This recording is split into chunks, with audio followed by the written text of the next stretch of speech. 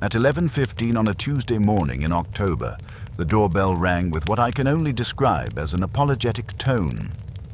If you think a doorbell can't apologize, you haven't spent enough time listening to the one at the brownstone on West 35th Street. This particular ring had the hesitant quality of someone who wasn't sure they deserved an answer. I was in the office, wrestling with Wolfe's expense accounts. Apparently a single Català whodunit can cost more than most people's monthly rent, when Fritz appeared in the doorway wearing his diplomatic expression. That's the one he reserves for visitors who might be either clients or lunatics, and he's learned not to make hasty judgments. "Archie, there is a young man here who wishes to speak with Mr. Wolfe. He says it concerns Rusterman's restaurant and a matter of excessive politeness." That got my attention. Rusterman's had been Wolfe's preferred dining establishment for over 20 years, and since Marko Vukcic's death 3 years ago, Wolfe had maintained both a financial interest and a protective attitude toward the place. Anything involving Rusterman's had a way of penetrating his usual barriers to unsolicited visitors. "What's his name and what's he selling?" He gave his name as Nicholas Perret. He appears quite distressed and keeps apologizing for things that haven't happened yet. I glanced at the clock. Wolfe was upstairs in the plant rooms and wouldn't descend until 11:30, but anything touching Rusterman's might coax him down early. "Send him in. I'll see what this is about." Nicholas Perret was a thin young man in his late 20s with dark hair that wanted to curl despite his efforts to keep it slicked back. He wore a waiter's white shirt and black trousers under a worn overcoat, and his hands moved constantly, smoothing his hair, adjusting his collar, straightening things that were already straight. When he spoke, it was with a slight French accent that had been carefully modulated by years of serving customers who expected their servers to sound refined but not foreign. "Mr. Goodwin?" He extended a hand that trembled slightly. "I'm so sorry to disturb you without an appointment. I hope I haven't caused any inconvenience. If this is a bad time, I can certainly wait or come back or—" "Sit down," I said, gesturing to the red leather chair. "Fritz mentioned you work at Rusterman's. What's the problem?" He perched on the edge of the chair like he might need to bolt. "I'm a waiter there, yes. For 8 months now. I believe someone is using my politeness against me, and I'm afraid it may harm the restaurant." "Using your politeness how?" Nicholas's hands worked at his coat buttons. "I try to be helpful, you understand. I remember what customers like. I anticipate their needs. I make conversation when they seem lonely. It is what good service requires, no? Sounds reasonable so far. But lately, certain customers have been taking advantage. They ask me to carry messages to other diners. They have me hold envelopes for people who haven't arrived yet. They request specific tables and then spend their meals watching other customers instead of eating." His voice dropped to almost a whisper. "Yesterday, a gentleman asked me to note who Judge Brennan spoke with during his lunch. When I hesitated, he said it would be a courtesy to a mutual friend. I did it. I was beginning to see the shape of this. And now you're wondering if your courtesy is being used for something less innocent than good service." "Exactly." Nicholas leaned forward, his eyes bright with relief at being understood. "But I don't know how to stop without seeming rude or suspicious, and if Mr. Felix discovers that his waiters are being used to spy on customers—" He shuddered. The reputation of Rusterman's would be ruined. The elevator whirred to life upstairs, which meant Wolfe had heard voices and decided to investigate early. When it came to Rusterman's, his curiosity often overrode his schedule. "Mr. Perret," I said, standing as the elevator descended, "I think you're about to get your chance to explain this to the man himself." The elevator stopped with its customary gentle thud, and Nero Wolfe emerged, a sixth of a ton of genius wrapped in a yellow shirt and brown vest, moving with the deliberate precision of a man who never hurried and never wasted motion. His eyes, sharp as a hawk's despite their deceptively sleepy appearance, took in our visitor with a single comprehensive glance. "Archie, Fritz mentioned Rusterman's. Nicholas Perret, waiter." He has concerns about customers who may be using his good manners for purposes unknown. Wolfe settled his bulk into the custom-made chair behind his desk, arranged himself with the care of a man positioning a valuable instrument, and regarded Nicholas with the steady gaze that had unnerved countless clients and criminals. "Proceed," he said simply. As Nicholas began his story again, I noticed something I'd missed before. The young man wasn't just nervous. He was scared. The question was, scared of what his courtesy might have already accomplished, or scared of what might happen if he stopped being so accommodating. And as Wolfe listened, his fingers drumming silently on the arm of his chair, I could see that familiar glint in his eyes that meant he'd detected the scent of something more complex than a simple case of over-helpful service. In the world of Nero Wolfe, excessive politeness was often the first symptom of a much more serious disease. The case of the waiter who was too polite had just walked through our door, and I had the distinct feeling that before it was over, we'd discover that courtesy, like any other weapon, could be deadly in the wrong hands. When Nicholas finished his initial account, Wolfe remained motionless for what felt like a full minute. His eyes closed, his massive frame settled in the custom chair like a Buddha contemplating the mysteries of human folly. This was his thinking pose, and I'd learned long ago that interrupting it was like stepping between a maestro and his orchestra during a delicate passage. Nicholas, however, hadn't received this education.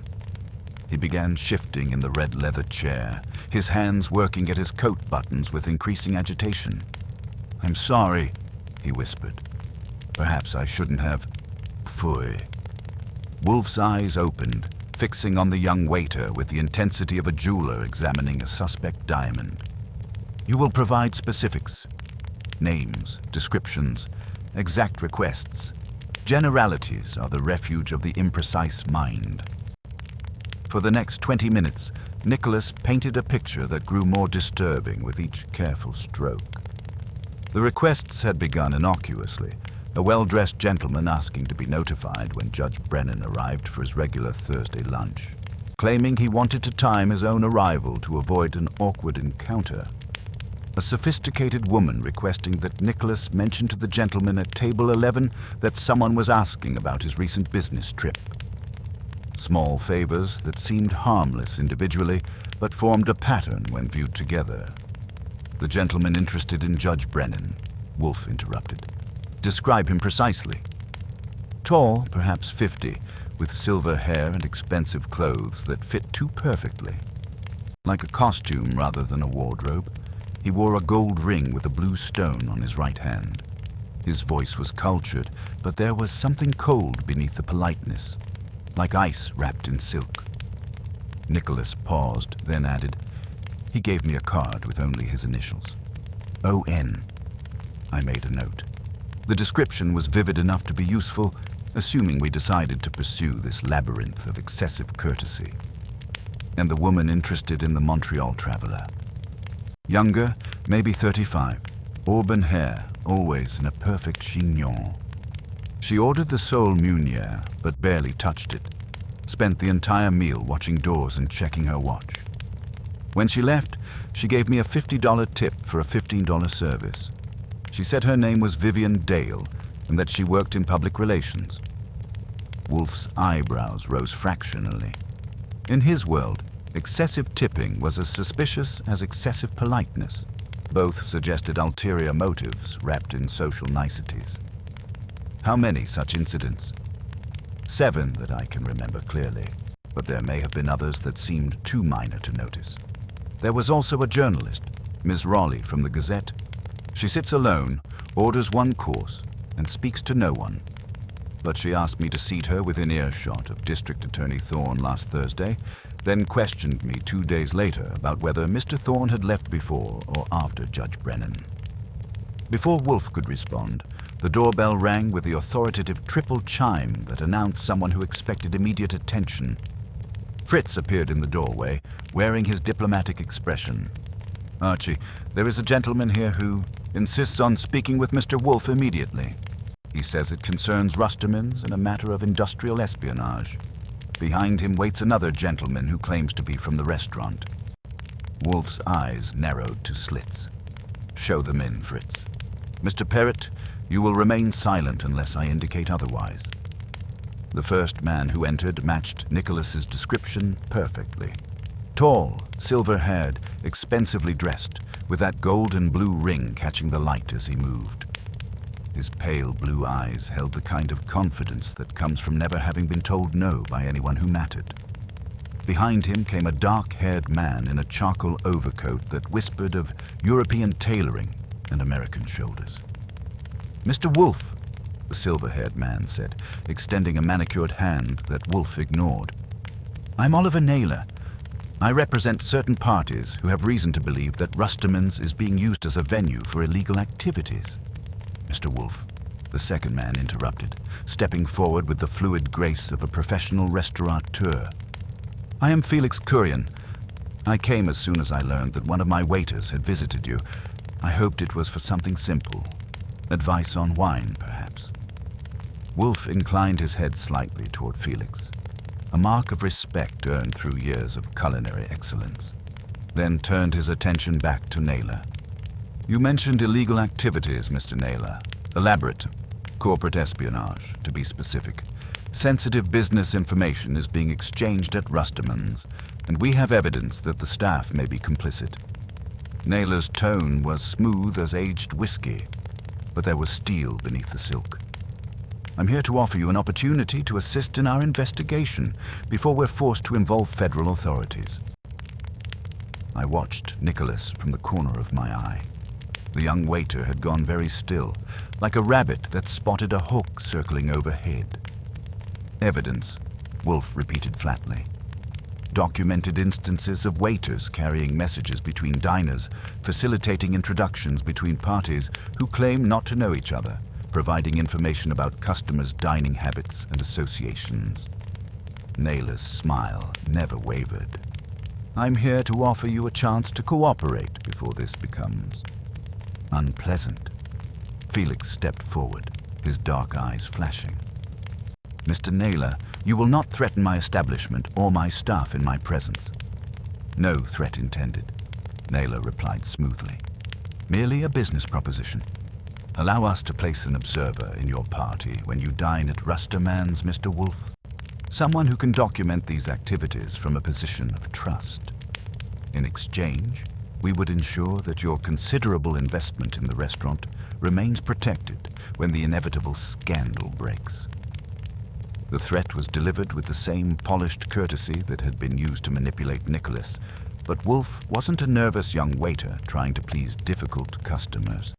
He was Nero Wolfe, and his brownstone head just been invaded by someone attempting coercion through manufactured urgency and veiled intimidation. "Mr. Naylor," Wolfe said, his voice dropping to the low rumble that preceded volcanic eruptions, "you will leave my office immediately. You will not return, and you will convey to your employers, whoever they may be, that any attempt to involve me in their schemes will result in consequences they will find distinctly unpleasant." Naylor's composure cracked slightly. "I don't think you understand the gravity." "Archie," Wolfe said without taking his eyes off Naylor, "escort Mr. Naylor to the door. If he requires additional motivation, provide it." I stood up, letting my jacket fall open just enough to reveal the shoulder holster I wore more from habit than necessity. "You heard the man. Time to go." Naylor looked from Wolfe to me to Nicholas, his calculating mind clearly reassessing the situation. After a moment, he straightened his tie and headed for the door. "This isn't over, Mr. Wolfe. The truth has a way of surfacing, with or without your cooperation." After I'd seen him out and returned to the office, Wolfe sat in contemplative silence while Nicholas stared at his hands, and Felix remained standing, his posture radiating controlled tension. "Well," I said, settling back into my chair. "That was illuminating. Our polite waiter isn't the only one being used as a pawn in someone else's game." Wolfe nodded slowly. "Indeed. Mr. Curien, you will share your seating arrangements with Archie for the past 2 weeks. He will note which diners have requested specific tables or proximity to other guests. You will also instruct your staff that all requests for messages, packages, or special services are to be channeled through you personally and recorded with time, table, and person making the request. Felix absorbed this without question. He had known Wolfe long enough to understand that certain instructions were not suggestions. And Nicholas, Mr. Perrott will continue his duties normally. However, the next time any of these courteous customers requests a favor, he will agree and make a small, apparently careless error. The wrong table number on a note, the wrong bread plate for an envelope, the wrong adjacent seating off by one table. Nicolay blinked in confusion. You wish me to be rude? Not rude. Fallible, Wolfe corrected. It is a shocking disguise for someone of your evident competence. The result will be instructive. We will observe who corrects you, who becomes agitated, who leaves abruptly, and who perhaps calls you at home to express their disappointment. Felix's mouth twitched with what might have been approval. That will certainly create some interesting reactions. It will create a pattern, Wolfe said, and possibly expose the true scope of this operation. He turned to me. Archie, you will call Ms. Raleigh at the Gazette and inform her that if she prints anything about Rustamans before I see her, the subsequent interview will be conducted under circumstances she will find considerably less comfortable than a quiet restaurant. That'll make her day, I said. She's probably been waiting her whole career to be threatened by you. The phone rang before Wolfe could respond. I picked it up. Nero Wolfe's residence. Is this Archie Goodwin? A sharp, feminine voice, laced with impatience and authority. Speaking. This is Mrs. Elaine Thorne. I understand a young man named Nicholas Perry just paid you a visit. I need to speak with Mr. Wolfe immediately. I glanced at Wolfe, who gestured for me to put the call on speaker. Mrs. Thorne? Wolfe's voice filled the office. Your urgency is noted. Your presumption, however, is not. Mr. Perrott came to me seeking counsel, which is his right as a citizen and a human being. He's been spreading lies about me, she snapped. Perrott is one of my associates, and he has no business bringing private matters to the attention of detectives. Private matters, Wolfe repeated, his tone suggesting he was tasting something unpleasant. You refer, I assume, to your recruitment of restaurant staff for intelligence gathering. There was a stunned silence, followed by a sharp intake of breath. You can't threaten me, Mr. Wolfe. I have powerful connections.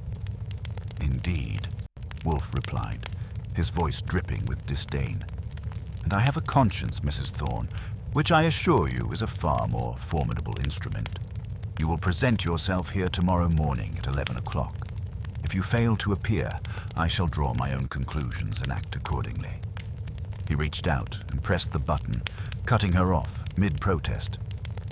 Well, I said, leaning back in my chair.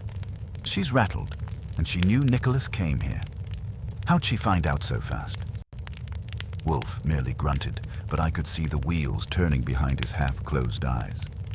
The brownstone had been disturbed, its careful equilibrium disrupted by the intrusion of outside forces attempting to manipulate and coerce. But as I watched Wolfe's expression settle into the familiar mask of predatory patience, I knew that whoever was behind this elaborate scheme had made a serious tactical error. They had brought their war to Nero Wolfe's doorstep, and that was never a wise strategy. The game was afoot, and the master was ready to play. At 9:15 the next morning, I'd spread across my desk what looked like the dramatis personae for a particularly sordid opera. Photographs, background notes, and a growing web of connections that would have impressed a spider with its complexity. Wolfe emerged from the elevator at his customary 11 o'clock, surveyed the organized chaos with the expression of a conductor reviewing his orchestra, and settled into his chair with the deliberate precision of a man preparing for battle. He rang for beer, and when Fritz delivered the tray, Wolfe poured exactly 1 inch into his glass and regarded the foam as if it contained the secrets of human nature. This was his version of a thinking cap, and I'd learned not to interrupt the ritual. "We will classify," he announced, opening his eyes to fix me with that penetrating stare. "Our cast has grown beyond a simple case of restaurant espionage. We now have what I would term instrumentalists, beneficiaries, and vectors. Vectors being the waiters who get used." "Precisely. Mr. Parrott is the primary vector, but there are others." He gestured toward my assembled files. "Proceed with your analysis, Archie." I picked up the first photograph, the silver-haired man who tried to intimidate us yesterday. Oliver Naylor, our corporate pirate. Real background check reveals he's actually Oliver Nathan Morse, former State Department intelligence analyst who got cashiered 3 years ago for selling classified information. Now he works as a consultant for Meridian Strategic Solutions, which specializes in what they politely call competitive intelligence gathering. "Industrial espionage," Wolfe translated. "Exactly. His client list reads like a Fortune 500 directory, all companies with major government contracts. That blue stone in his ring? It's not just decorative. It's a miniature recording device. Very expensive, very illegal for civilian use." Wolfe's eyebrows rose fractionally. "An instrumentalist with sophisticated tools. Continue." "Vivian Dale, the woman with the perfect hair and the $50 tips." I moved to her photograph. "Real name is Victoria Danvers, partner at Whitmore, Kessler and Associates. They specialize in crisis management for politicians and high-level executives. Her particular talent is preventing scandals before they surface, which requires knowing about them first. Her interest in the Montreal Traveler. Senator James Crawford, Defense Appropriations Committee. His unscheduled Montreal trip 2 weeks ago coincides with bidding on a major military communications contract. 3 of Victoria's clients are defense contractors competing for that same contract." The doorbell rang with the authoritative triple chime that announced someone accustomed to having doors opened immediately. Fritz appeared, wearing his diplomatic expression with a slight frown that suggested our visitor had tested his patience. "Mrs. Elaine Thorne," he announced with the tone of a man introducing a necessary evil. She swept into the office like a woman who had never encountered a door that remained closed to her, tall, elegantly dressed, with silver blonde hair styled to suggest both sophistication and accessibility. Her smile was the kind politicians' wives perfected through years of practice, warm enough to seem genuine but controlled enough to be deployed strategically. "Mr. Wolfe," she said, extending a gloved hand that he ignored with his customary indifference to social niceties. "I hope we can resolve this unfortunate misunderstanding quickly." "Sit," Wolfe said, gesturing to the red leather chair. "You will explain your association with Mr. Parrott and your methods of extracting information from restaurant staff." Mrs. Thorne settled into the chair with practiced grace, arranging her coat with the precision of a woman who knew she was being observed and evaluated. "Nicholas is a bright young man who occasionally provides my consulting firm with social intelligence about the dining habits of certain public figures. Nothing illegal or unethical. Simply observations about who meets with whom, whether they appear troubled or celebratory. It's valuable information in my husband's line of work. Your husband prosecutes criminals, Mrs. Thorne. He does not require intelligence about their dining preferences." For the first time, her composure showed a crack. "Mr. Wolfe, you have no right to judge how my family conducts its affairs. Nicholas came to you because he's developed an unfortunate case of conscience about work that pays him very well. I'm here to offer you compensation for convincing him to honor his commitments."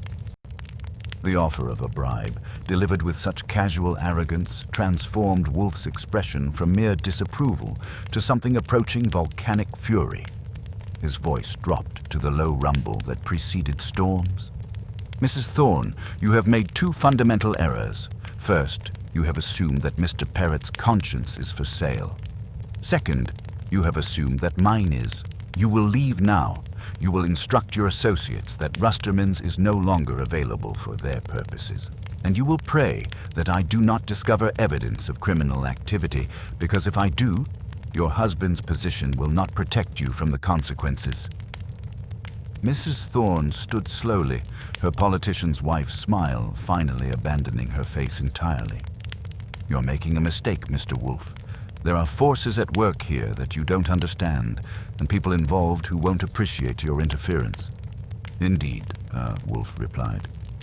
"I'm counting on their lack of appreciation." After I'd escorted Mrs. Thorne to the door, she left without the gracious exit she'd probably planned. I returned to find Wolfe staring at the photograph spread across my desk. "The third player," I continued, determined to complete our catalogue, "is Elena Raleigh, investigative reporter for the Gazette. She's been working on a series about corruption in city government, specifically focusing on connections between District Attorney Thorne and certain business interests. Judge Brennan has been hearing cases involving several of Thorne's prosecutions. A beneficiary seeking to expose rather than conceal," Wolfe observed. "Exactly. But here's where it gets interesting. I think we're looking at a three-way competition rather than a conspiracy.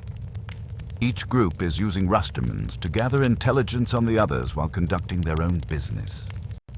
The elevator whirred, and Felix Curion emerged, followed by Nicolas Perret. Felix carried a leather portfolio that he handled like a piece of evidence. "Mr. Wolfe," Felix said, "I brought the reservation records you requested, and I've been thinking about what you said yesterday. There are patterns I hadn't noticed before." He opened the portfolio and spread several pages across the available space on my desk. "Look at the seating requests over the past month. Naylor always wants table 7, corner banquette, back to the wall, clear sight lines to the private dining room. Mrs. Thorne requests table 9 when Judge Brennan has reservations, always within earshot. Miss Raleigh gets positioned near whoever she's investigating that week." Nicholas spoke up, his voice stronger than it had been yesterday. "And there's something else, Mr. Wolfe. Yesterday, after I left here, I received 3 phone calls. One from a man who said he represented Mr. Naylor's interests, asking what we had discussed. One from a woman who claimed to work with Miss Dale, offering me a substantial bonus for continued cooperation. And one from someone who wouldn't give a name but knew exactly when I had visited you and how long I had stayed." Wolfe's fingers drummed silently on the arm of his chair, a sign that his mind was organizing information into patterns.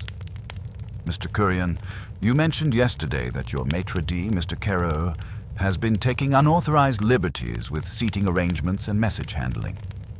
Felix's expression darkened. "Lyle has been entrepreneurial. I discovered this morning that he's been keeping a separate reservation book, noting special requests and charging premium fees for what he calls discretionary services. He's turned my restaurant into a marketplace for information brokers. Where is Mr. Caro now? I suspended him pending investigation. He's been calling every hour, alternately apologizing and threatening legal action." The phone rang, and I answered it on the second ring. Nero Wolfe's residence. "This is Inspector Kramer. I need to speak with Wolfe immediately." I put the call on speaker. Kramer's voice filled the office with its familiar mixture of exasperation and grudging respect. "Wolfe, I've got 2 judges nervous, a DA asking questions, and a reporter calling my office for comment on a story that doesn't exist yet. Whatever you're stirring, don't let it boil over." "Your culinary metaphors are an assault on language," Wolfe replied. "We are investigating the systematic corruption of a respected restaurant by individuals who mistake courtesy for weakness." "Yeah? Well, investigate quietly. I don't have a crime yet, and I'd prefer to keep it that way." After Kramer hung up, Wolfe turned his attention back to our assembled cast of characters. "We have identified our circle of suspects. Oliver Naylor, the instrumentalist with sophisticated surveillance equipment and government connections. Vivian Dale, the crisis manager who prevents scandals by learning about them first. Mrs. Elaine Thorne, who uses social intelligence to advance her husband's career and her own ambitions. Elena Raleigh, the journalist, seeking to expose the very corruption the others are trying to conceal or exploit. He paused, his eyes moving from photograph to photograph. And underlying it all, the systematic exploitation of restaurant staff who mistake professional courtesy for personal obligation. "So what's our next move?" I asked. Wolfe's smile was predatory. "We are going to give each of our players exactly what they think they want: information, access, and the opportunity to demonstrate their true intentions. Mr. Parrott will return to his duties at Rusterman's, but with a slight modification to his legendary politeness. He will begin making small, apparently careless errors in the services these people have come to expect." Nicholas looked puzzled. "You want me to be incompetent?" "Not incompetent, fallible. You will deliver messages to the wrong tables, seat people one table away from their requested positions, accidentally switch the contents of envelopes. The reactions will be most illuminating." Felix nodded slowly. "That will certainly create some interesting responses." "It will create a pattern," Wolfe corrected, "and it will force our suspects to reveal the true scope of their operations when their carefully constructed system begins to malfunction." He reached for a fresh sheet of yellow paper and, with his fountain pen, printed 4 names in block letters: Oliver Naylor, corporate spy, recording devices, government connections, Vivian Dale, crisis manager, information broker, defense contracts, Elaine Thorne, social intelligence, political leverage, bribery attempts, Elena Rayleigh, investigative journalist, corruption expose, government focus. He placed the pen across the top like a conductor's baton. "Archie, you will begin with Ms. Raleigh this afternoon. Use your natural charm to determine whether she is merely an observer or an active participant in this web of information trading. Then you will visit Ms. Dale. Be agreeable. She will tell you more to avoid seeming evasive. And Naylor. Mr. Naylor will come to us when his system begins to malfunction. Men like him cannot tolerate chaos in their carefully ordered schemes." As Felix and Nicholas prepared to leave, Wolfe added one final instruction. "Mr. Courion, you will inform your staff that any person who mentions my name or this address as leverage is to be refused service immediately and reported to you. My name is not a seasoning to be sprinkled on dishes you wish to sell." Felix's mouth twitched with what might have been approval. "Understood completely, Mr. Wolfe." After they had gone, I looked at the circle of names on Wolfe's paper. 4 suspects, each with compelling motives, each thinking they're cleverer than the others. "Indeed," Wolfe replied, settling back in his chair with the satisfaction of a chess master who had just positioned his pieces for a decisive attack. "The circle is drawn, Archie.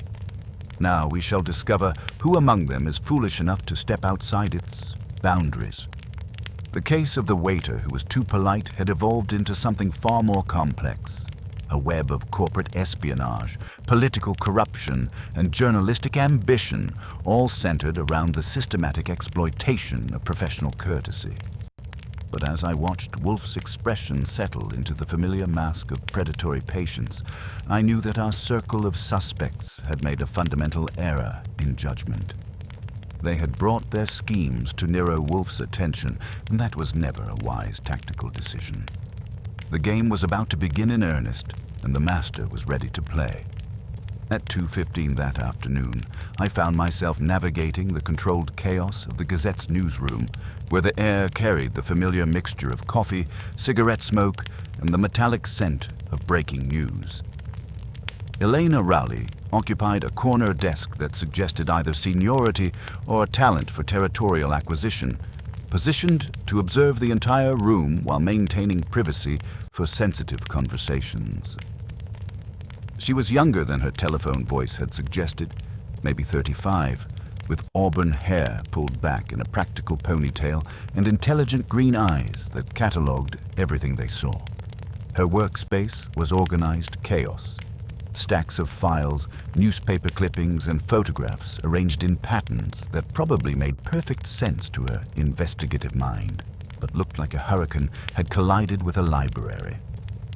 "Mr. Goodwin," she said, standing to offer a firm handshake that spoke of someone who'd learned early that first impressions mattered in a profession dominated by men. I was wondering when you'd show up. Coffee? Thanks. Black, no sugar. I settled into the visitor's chair, which had clearly been designed by someone who believed comfort led to longer conversations than busy reporters could afford. She poured from a pot that had seen better decades, but the coffee was surprisingly good. So Nero Wolfe is interested in my dining habits. Should I be flattered or worried? Depends on what you're eating, I replied. We're looking into some irregularities at Rusterman's. Your name came up as someone who might have observations about the clientele. Elena's laugh was genuine, but guarded. Observations? That's diplomatic. I've been documenting certain public figures conducting business over expensive meals while pretending they barely know each other. It's fascinating theater. If you enjoy watching democracy get auctioned off between the soup and the fish course. Anyone in particular catch your attention? She opened a desk drawer and pulled out a manila envelope. District Attorney Thorne has been having regular lunches with Judge Brennan. Purely social, according to their offices. Funny thing is, they never seem to enjoy each other's company much. She spread several black and white photographs across her desk, long lens work from across the street.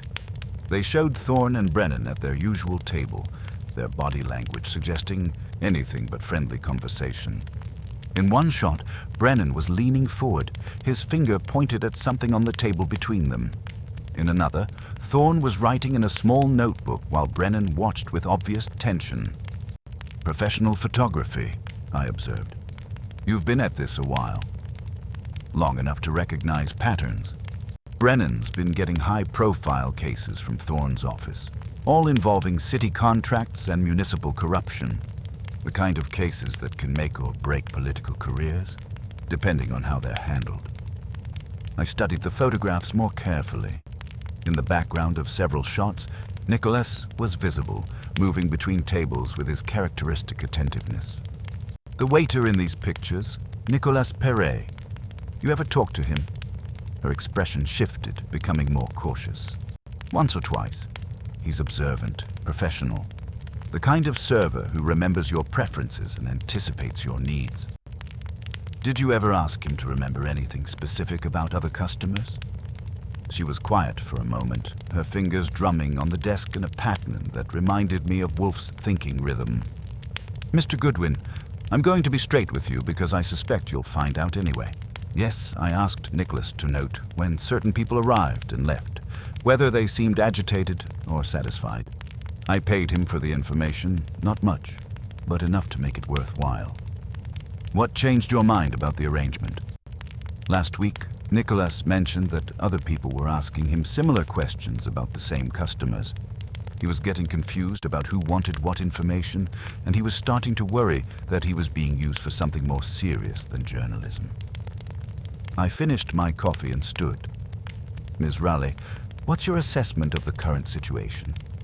She gathered the photographs back into their envelope with practiced efficiency.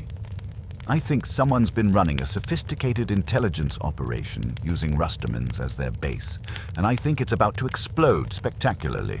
The question is whether I'll be close enough to get the story or too close to avoid the shrapnel.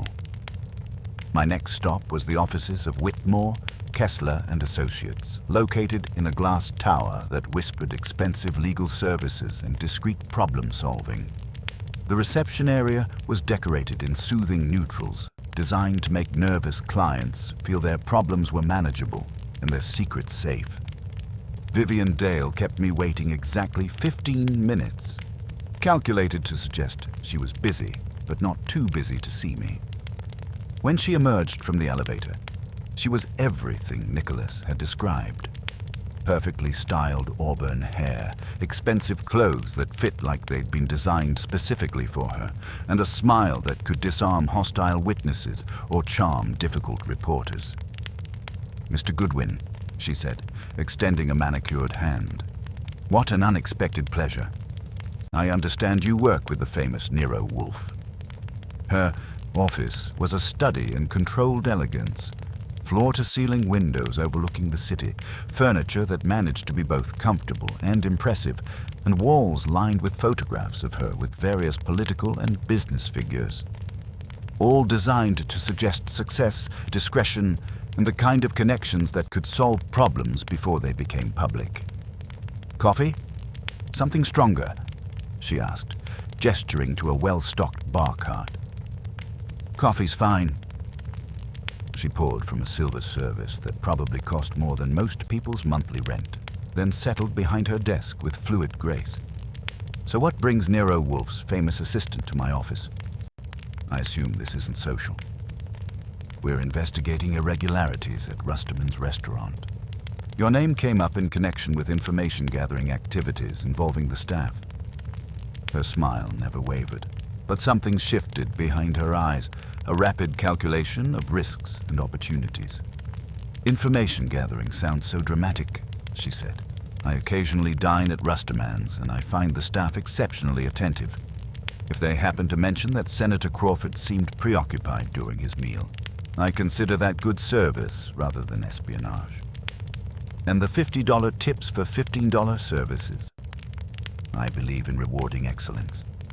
She leaned forward slightly, her voice taking on a more confidential tone. "Mr. Goodwin, my clients pay me to prevent crises, not to create them. That requires knowing what's happening in circles that matter, who's meeting with whom, who seems confident, who appears worried.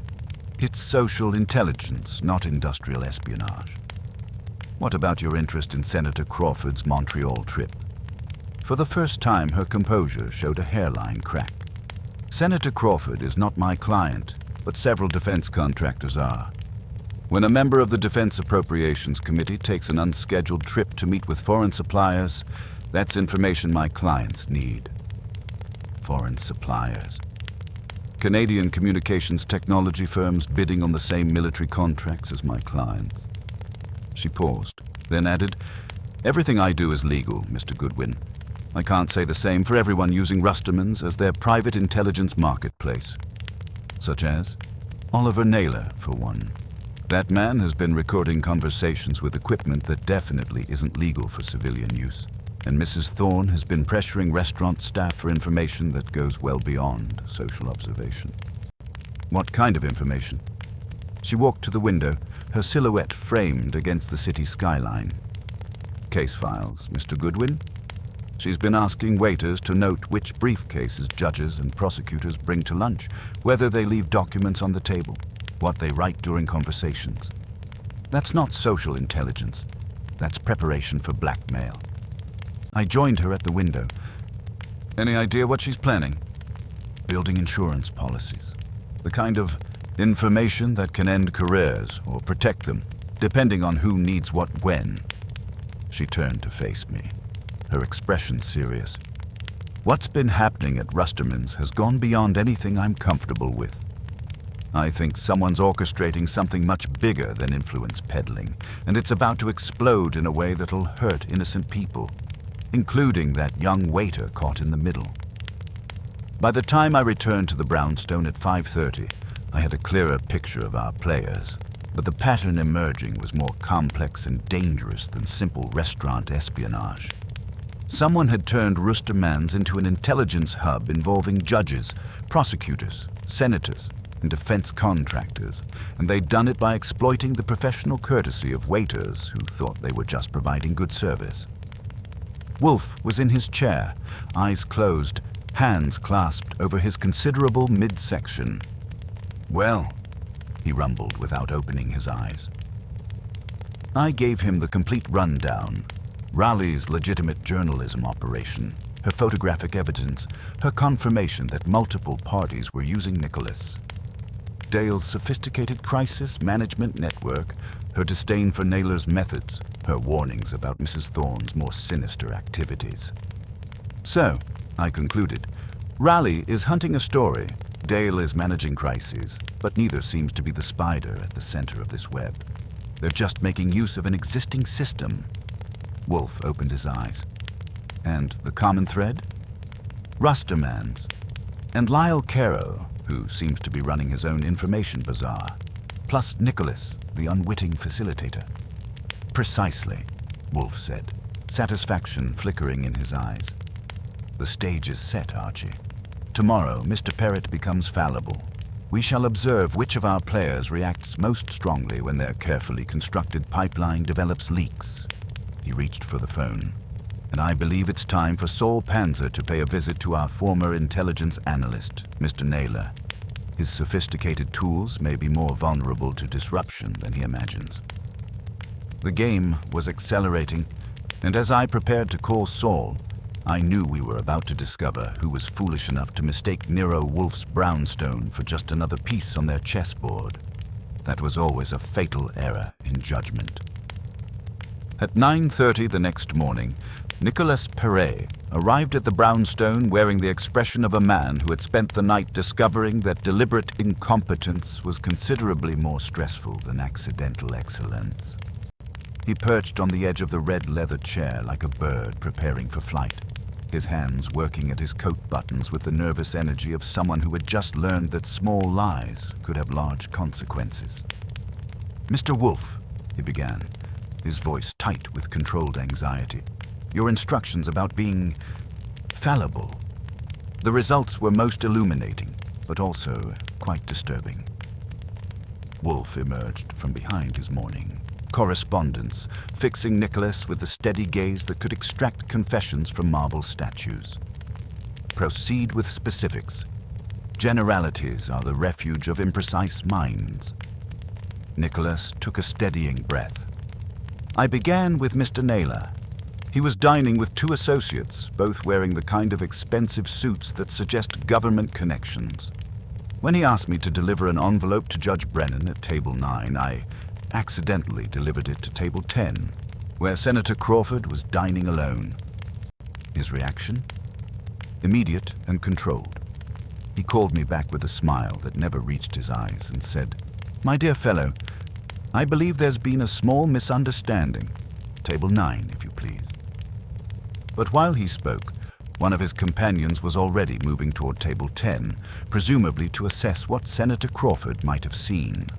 The coordination was professional. I made a note. The reaction suggested Naylor's operation had contingency plans for exactly this kind of mishap. Continue with Miss Dale. She had requested seating at Table 7 to observe a meeting between two defense contractors. I seated her at Table 8 instead, one table too far to overhear clearly. She adapted immediately, moved her chair slightly, angled toward their conversation, and began reading her menu aloud in a voice pitched to carry just far enough to encourage them to lower theirs. When that failed, she simply moved to the ladies' room twice, passing their table each time. "Resourceful," Wolfe observed. "And Mrs. Thorne?" Nicholas's composure cracked slightly. She was the most disturbing. She had given me a small folded note to deliver to Judge Brennan, emphasizing that timing was critical. I accidentally dropped it near Ms. Raleigh's table instead. Mrs. Thorne went pale, actually pale, and immediately rose from her seat. She retrieved the note herself, checked to ensure it was still folded, and delivered it personally to Judge Brennan. Then she returned and said, very quietly, that young men who couldn't follow simple instructions sometimes found their families receiving unexpected visits from immigration officials. Wolfe's eyebrows rose fractionally. "She threatened your family?" "She knew my mother's maiden name, Mr. Wolfe. She knew the address of my father's shop in Lyon before we emigrated. Details that aren't in any employment record." His voice dropped to a whisper. "She said courtesy was a two-way street, and that I should remember which side I preferred to walk on."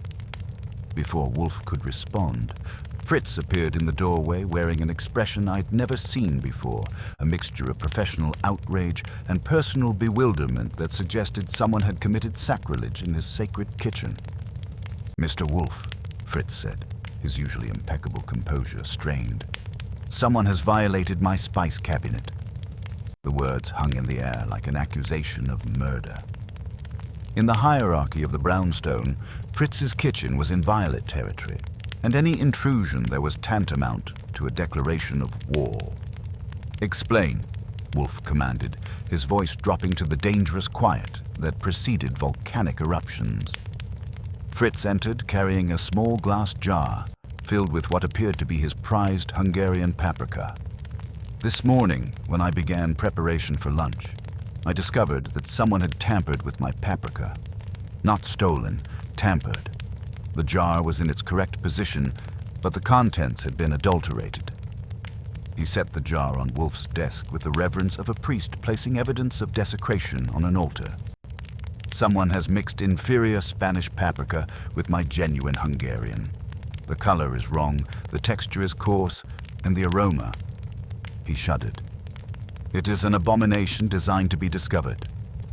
Wolfe examined the jar with the focused intensity he usually reserved for rare orchids.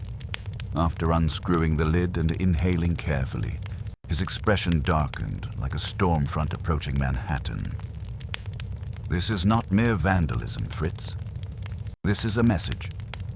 Someone entered this house, penetrated your kitchen, and left evidence calculated to demonstrate that our security can be breached." He looked up at me. "Call Inspector Kramer immediately. We have moved beyond information gathering into active intimidation." While I was on the phone with Kramer, who received the news of culinary sabotage with his characteristic skepticism, the phone rang on my desk. It was Elena Raleigh, her voice tight with controlled anger. "Archie, someone broke into my apartment last night. Professional work.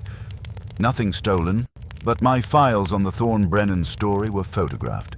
They left everything in place, but I can tell from the way papers were restacked that every document was copied. Any idea what they were looking for?" "My source list. The names of people feeding me information about corruption in the DA's office." She paused. "There's more. This morning I received a call from someone claiming to represent District Attorney Thorne's office, suggesting that my press credentials might be reviewed if I continued pursuing unfounded allegations against public officials.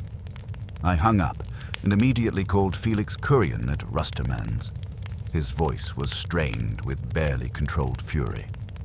"Mr. Goodwin, I was about to call you. Someone entered my office during the night. Nothing stolen, but my reservation books were photographed, employee files copied, and they left a note suggesting that uncooperative restaurant owners sometimes face unexpected health department investigations." The pattern was becoming clear. A coordinated campaign of intimidation designed to bring every aspect of the Rustermann's intelligence network under centralized control. When Inspector Kramer arrived, he examined Fritz's violated paprika with the expression of a man humoring an eccentric genius while secretly wondering about his own sanity.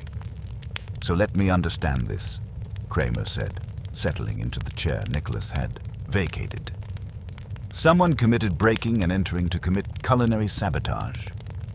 Someone entered this house to demonstrate that they could penetrate our most secure sanctuary and leave evidence of their presence in a manner calculated to be both discovered and dismissed as harmless mischief," Wolfe corrected. "The paprika was chosen because Fritz would inevitably detect the adulteration and because literal-minded investigators would consider it insignificant." Before Kramer could respond, Felix Kurian arrived with a man I recognized from Nicholas's description. Lyle Caro, the maitre d', whose entrepreneurial spirit had helped create this mess. Caro looked like a man who had been caught selling indulgences outside St. Peter's Basilica. "Mr. Caro," Wolfe began without preamble, "you will explain the coordination of these various intelligence operations, because it is clear that someone has been orchestrating this entire enterprise." Caro's resistance crumbled like a souffle in a thunderstorm. "I don't know his real name. He calls himself Mr. Smith, pays me to coordinate the others, to make sure Mrs. Thorne gets her information, that Mr. Naylor gets his recordings, that Ms. Dale gets her social intelligence. He said he was running a conflict management operation." "Describe him precisely." "Tall, maybe 60, silver hair, expensive suits that fit too well. He has an accent, educated but hard to place. Southern, maybe, or Midwestern. Always pays cash, always meets me away from the restaurant. He knows things about everyone, their backgrounds, their weaknesses. They're pressure points. Wolfe leaned back in his chair, his fingers drumming silently on the armrest. When do you next meet with this Mr. Smith? Tomorrow evening, 6 o'clock, Meridian Hotel Bar. You will keep that appointment, Wolfe instructed. Archie will accompany you as your new assistant. You will explain that recent disruptions have made you nervous about security. After Caro and Felix left, I spread the evidence across my desk. The tampered paprika, reports of coordinated break-ins, the pattern of escalating intimidation. So we have our puppet master, I said. Mr. Smith, who's been coordinating everyone else's operations while keeping his own identity secret. Indeed, Wolfe replied, his voice carrying the satisfaction of a chess master who had just forced his opponent to reveal a crucial piece. But he has made a fundamental error. By violating the sanctity of this brownstone, he has transformed this from a case of restaurant espionage into a personal affront. That was unwise. The phone rang again. Saul Panzer, reporting from his surveillance of Naylor. Archie, interesting development. This morning at 6:30, Naylor left his apartment carrying a small leather case and wearing surgical gloves. He returned an hour later without the case. Timeline matches when someone could have been in your kitchen. Where'd he go? Walked to within 2 blocks of... The brownstone, spent 20 minutes in apparent reconnaissance, then approached from the rear alley. Inside for approximately 8 minutes. I looked at Wolfe, who nodded grimly. The paprika tampering had been Naylor's work, but clearly at someone else's direction. The subtle trespass has become overt intimidation, Wolfe observed, rising from his chair with the deliberate precision of a man preparing for war. Mr. Smith has revealed himself through his agent's actions. Tomorrow evening, we shall discover who has been foolish enough to mistake my brownstone for just another piece on his chessboard. The violation of Fritz's kitchen had elevated this beyond a simple case of restaurant espionage. Someone had brought their war to Nero Wolfe's doorstep, and that was always a fatal tactical error. The game was about to reach its decisive phase, and the master was ready to demonstrate why invading his sanctuary was the kind of mistake that ended careers, and sometimes freedom itself. The subtle trespass had become a declaration of war, and Nero Wolfe had never been known to lose such conflicts. At 8:45 the next morning, the brownstone began to feel less like a sanctuary and more like the center of a target. The first shot across our bow came in the form of a phone call from Felix Kurian, his usually composed voice tight with controlled outrage. Mr. Goodwin, the Department of Health has descended upon Rustermans like locusts. 12 inspectors for a restaurant that seats 80. They arrived with a pre-typed list of anticipated violations and a lawyer who specializes in emergency closure proceedings. How bad? They're threatening immediate shutdown unless I agree to a compliance monitoring program that would essentially place a city employee in my dining room permanently. Their lawyer keeps mentioning that establishments with irregular patron activities require special oversight. Felix's voice dropped. They know, Archie. They know exactly what's been happening here. Before I could respond, Fritz appeared in the doorway wearing an expression I'd never seen before. Professional outrage mixed with genuine bewilderment. Archie, there is a man across the street who has been watching the house since dawn. He sits in a black sedan and pretends to read while his eyes catalog our windows. I went to the front room and used the gap in the curtains to observe our watcher. Mid-40s, military bearing, rental car with New Jersey plates. He wasn't trying very hard to be invisible, which meant he wanted to be noticed. A message rather than surveillance. The phone rang again. Nicholas Perret, his voice strained with barely controlled panic. Mr. Goodwin, I received a registered letter this morning claiming to be from Immigration Services. It says there are irregularities in my documentation and that I must report to an office in Queens for immediate review. But the address doesn't exist. I checked. Bring the letter here, I told him. And Nicholas, don't go anywhere alone today. Wolfe emerged from the elevator at precisely 11 o'clock, surveyed the organized chaos of crisis management, and settled into his chair with the deliberate precision of a general reviewing battlefield reports. "Proceed," he said simply. I gave him the morning's catalogue of coordinated intimidation, the health department assault on Rustermans, the obvious surveillance, the fake immigration threat to Nicholas. His expression remained impassive, but his fingers began their silent drumming on the chair arm, a sign that his mind was organizing information into battle plans. "Call Saul Panzer," he instructed. "We require a thorough examination of our security." Saul arrived within 20 minutes, carrying the black bag that made building superintendents think he was either a locksmith or a doctor. He took one look at the sedan across the street, then another, longer look, and came inside with the satisfied expression of a man who had just solved the first piece of a complex puzzle. "Rental out of Newark. Corporate account registered to Meridian Strategic Solutions. Driver's ex-military. Keeps checking his watch like he's on a schedule." "Sweep the house," Wolfe instructed. Saul worked with the methodical precision of a pianist, starting with the office and moving outward.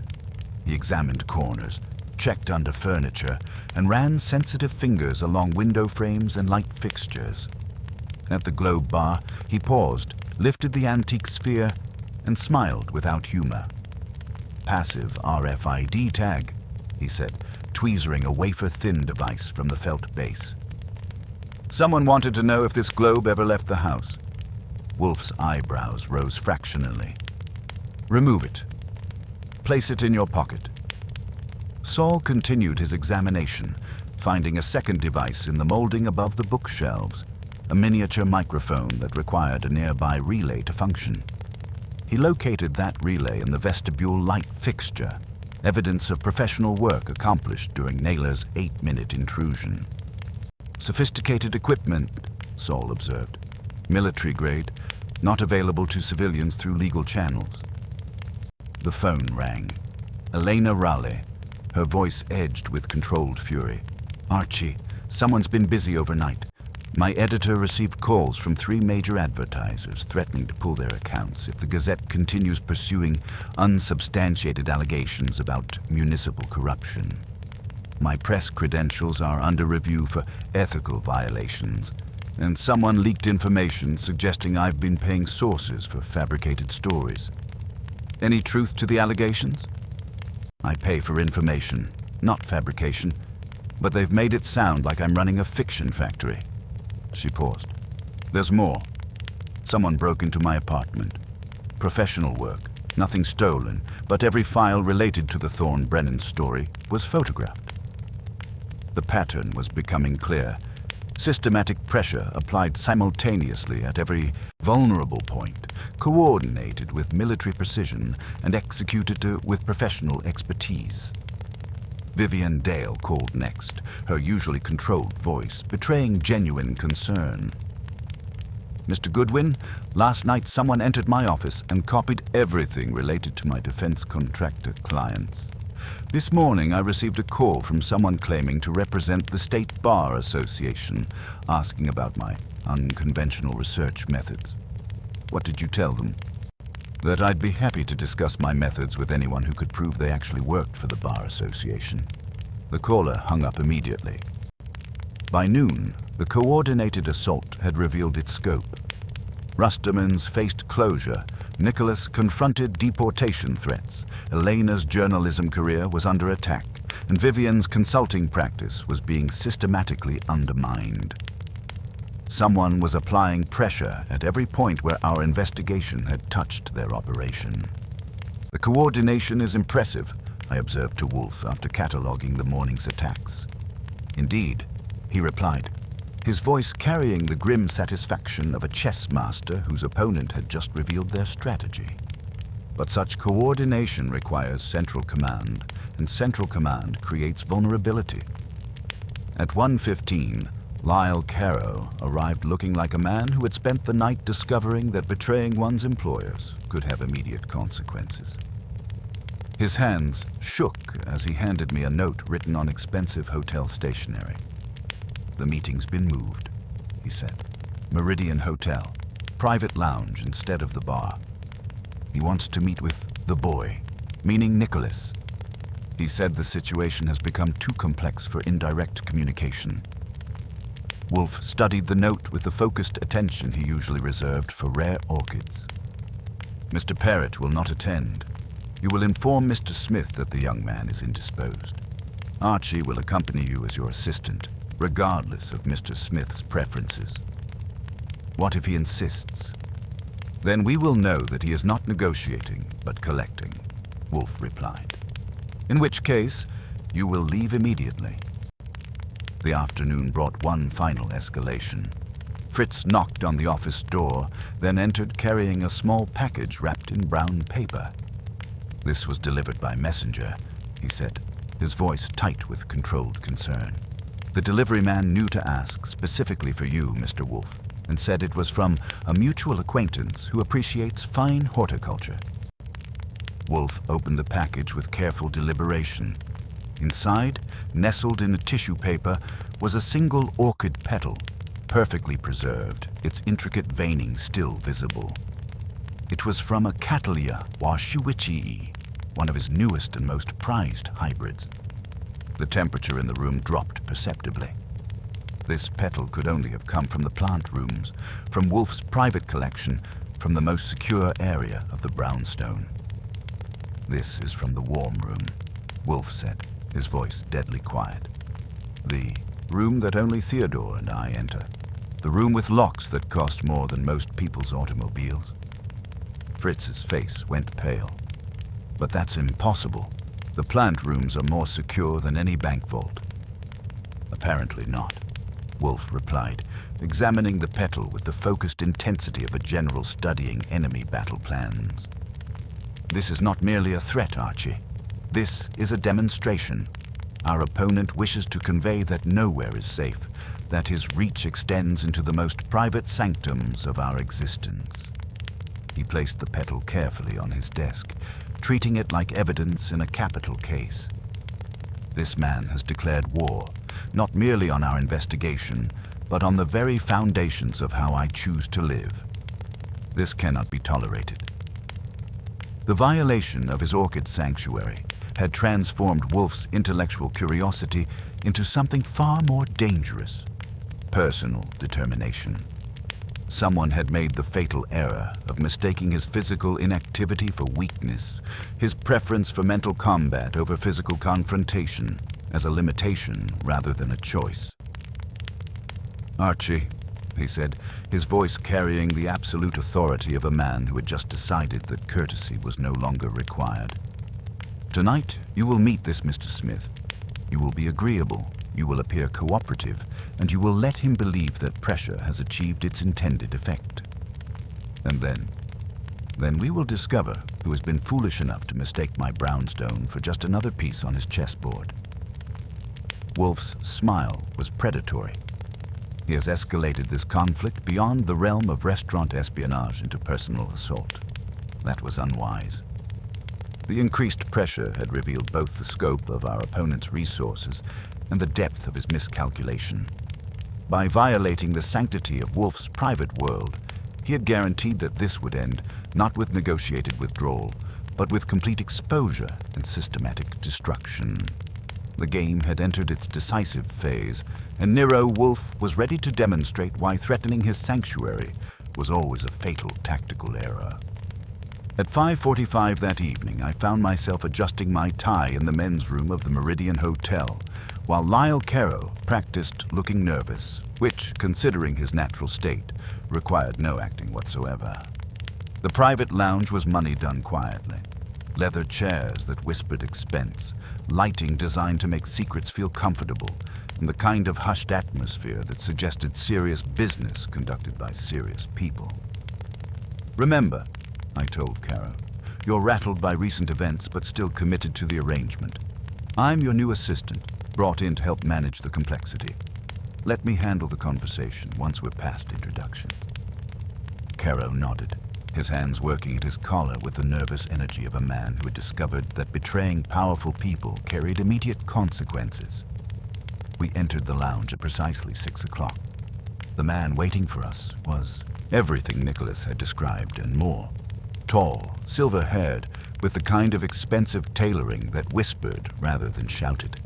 But seeing him in person revealed details that second-hand descriptions had missed. The slight military precision in his posture, the way his pale eyes catalogued exits and sight lines, the careful positioning of his chair to observe the entire room while keeping his back protected. "Mr. Caro," he said, rising with fluid grace that suggested either good breeding or professional training. "Punctual as always, and you must be the assistant I've heard about." His handshake was firm without being aggressive, his smile warm without reaching those calculating eyes. Everything about him suggested a man accustomed to managing complex operations through careful manipulation rather than crude force. "Archie Goodwin," I said. "Mr. Caro thought you might appreciate having someone with investigative experience helping to coordinate the various information streams." "Indeed." His accent was educated American with subtle traces of something else. Southern, perhaps, or Midwestern overlaid with years of international experience. "Please, gentlemen, sit. I understand there have been some unfortunate complications recently." He poured whiskey from a crystal decanter that probably cost more than most people's cars, his movements precise and economical. Everything calculated, nothing wasted. "Mr. Smith," Caro began, his voice tight with controlled anxiety. "The situation at Rusterman's has become increasingly complex. The various parties you've asked me to coordinate are beginning to interfere with each other's operations." Elaborate. The single word carried the weight of absolute authority. "Mrs. Thorne has been pressuring the staff for information that goes beyond social observation. Mr. Naylor's recording equipment is making everyone nervous. Ms. Dale and Miss Raleigh are actively competing for the same sources." Caro's hands worked at his glass, like worry beads. "And now there's been outside attention. Investigators asking questions, authorities reviewing our operations." Smith's expression remained pleasantly neutral, but I caught a slight tightening around his eyes, the kind of micro-expression that revealed internal calculation. "What kind of outside attention?" "Nero Wolfe," I said, letting a note of concern creep into my voice. "Someone hired him to investigate irregularities at the restaurant. He's been asking questions about information gathering, staff exploitation, that sort of thing." For the first time, Smith's composure showed a hairline crack. His fingers drummed once against his glass, a brief betrayal of the mind working behind that careful facade. "Wolfe is a problem," he said finally, "but not an insurmountable one. Certain pressures have been applied to encourage his withdrawal from the situation." "What kind of pressures?" Caro asked. Smith's smile was winter moonlight on ice. "The kind that remind people that their comfortable little worlds can be disrupted when they interfere with operations beyond their understanding." He took a measured sip of his whiskey. "The health department's sudden interest in Rusterman's, for instance. The immigration review of Mr. Perrett's documentation. The questions being raised about Miss Raleigh's journalistic ethics." I leaned forward slightly, projecting the kind of professional curiosity that investigators couldn't quite suppress. "This is a bigger operation than restaurant intelligence, isn't it?" Smith studied me for a long moment, his pale eyes calculating risks and opportunities with the precision of an actuary. "Mr. Goodwin, I'm going to share something with you because I believe you have the intelligence to appreciate its scope." He stood and walked to the window, his silhouette framed against the city lights. "Consider the amount of sensitive information that passes through a single high-end restaurant in 1 week. Judges discussing cases, prosecutors planning strategies, politicians negotiating deals, business leaders coordinating contracts. All conducted under the assumption that casual conversation over expensive meals is private. And you've been harvesting it all. Harvesting, processing, and distributing to parties who find such information valuable." He turned back to face us, his confidence restored.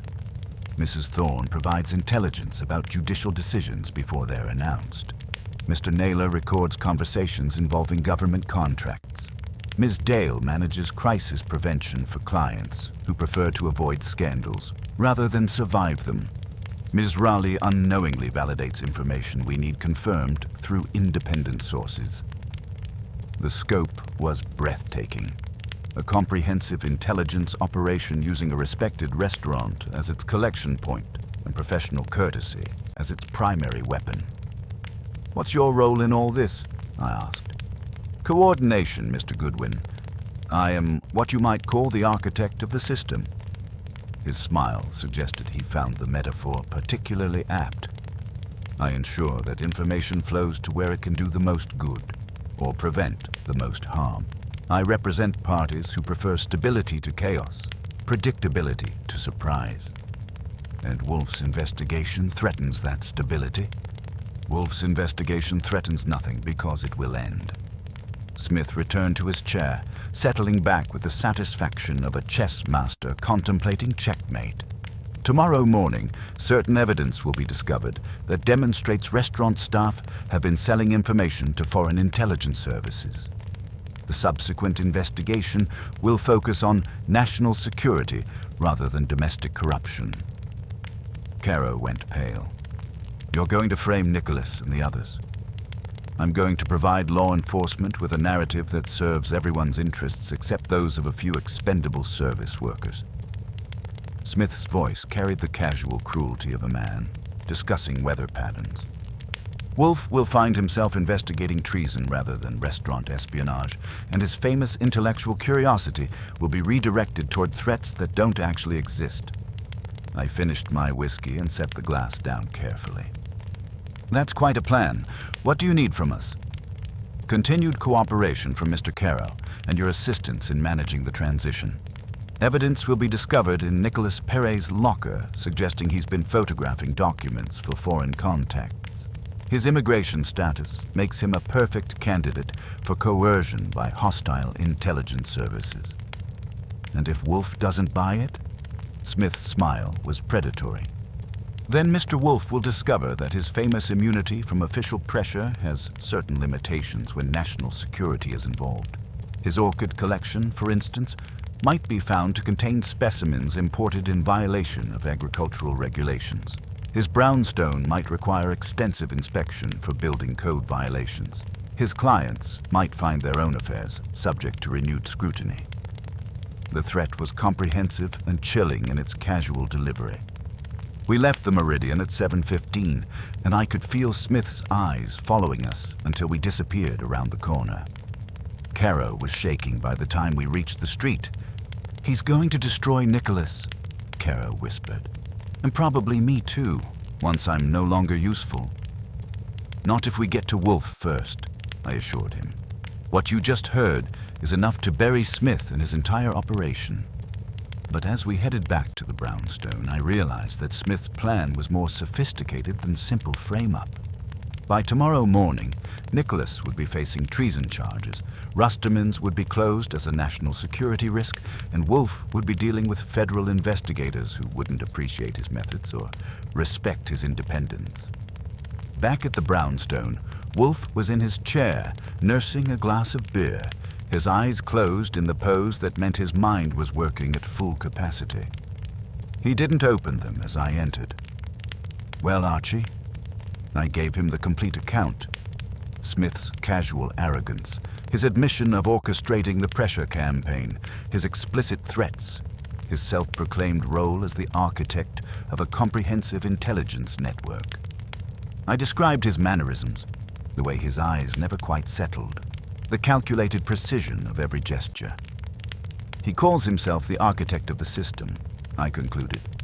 "He thinks he's got us over a barrel. He's planning to frame Nicholas as a foreign agent and turn this into a national security matter." Wolfe opened his eyes, his gaze distant as if viewing a complex tableau that only he could see.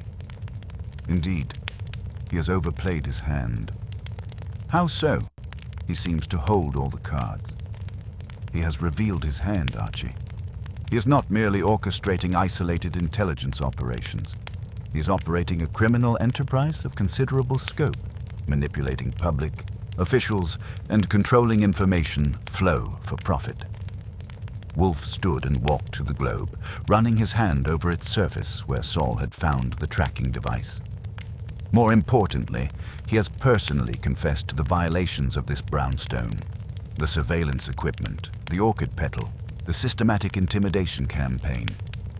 So what's our move? We shall provide him with an answer, Archie, but not the one he expects. Wolfe turned, his eyes alight with that familiar, predatory glint. Mr. Smith believes he is manipulating pieces on a chessboard. He is about to discover that he is merely one of the pieces, and I am the player. He began to pace, a rare occurrence that signaled his mind was working at maximum capacity. His entire system relies on discretion and the illusion of legitimate business intelligence. We will strip that away. How? First, we will use his own methods against him.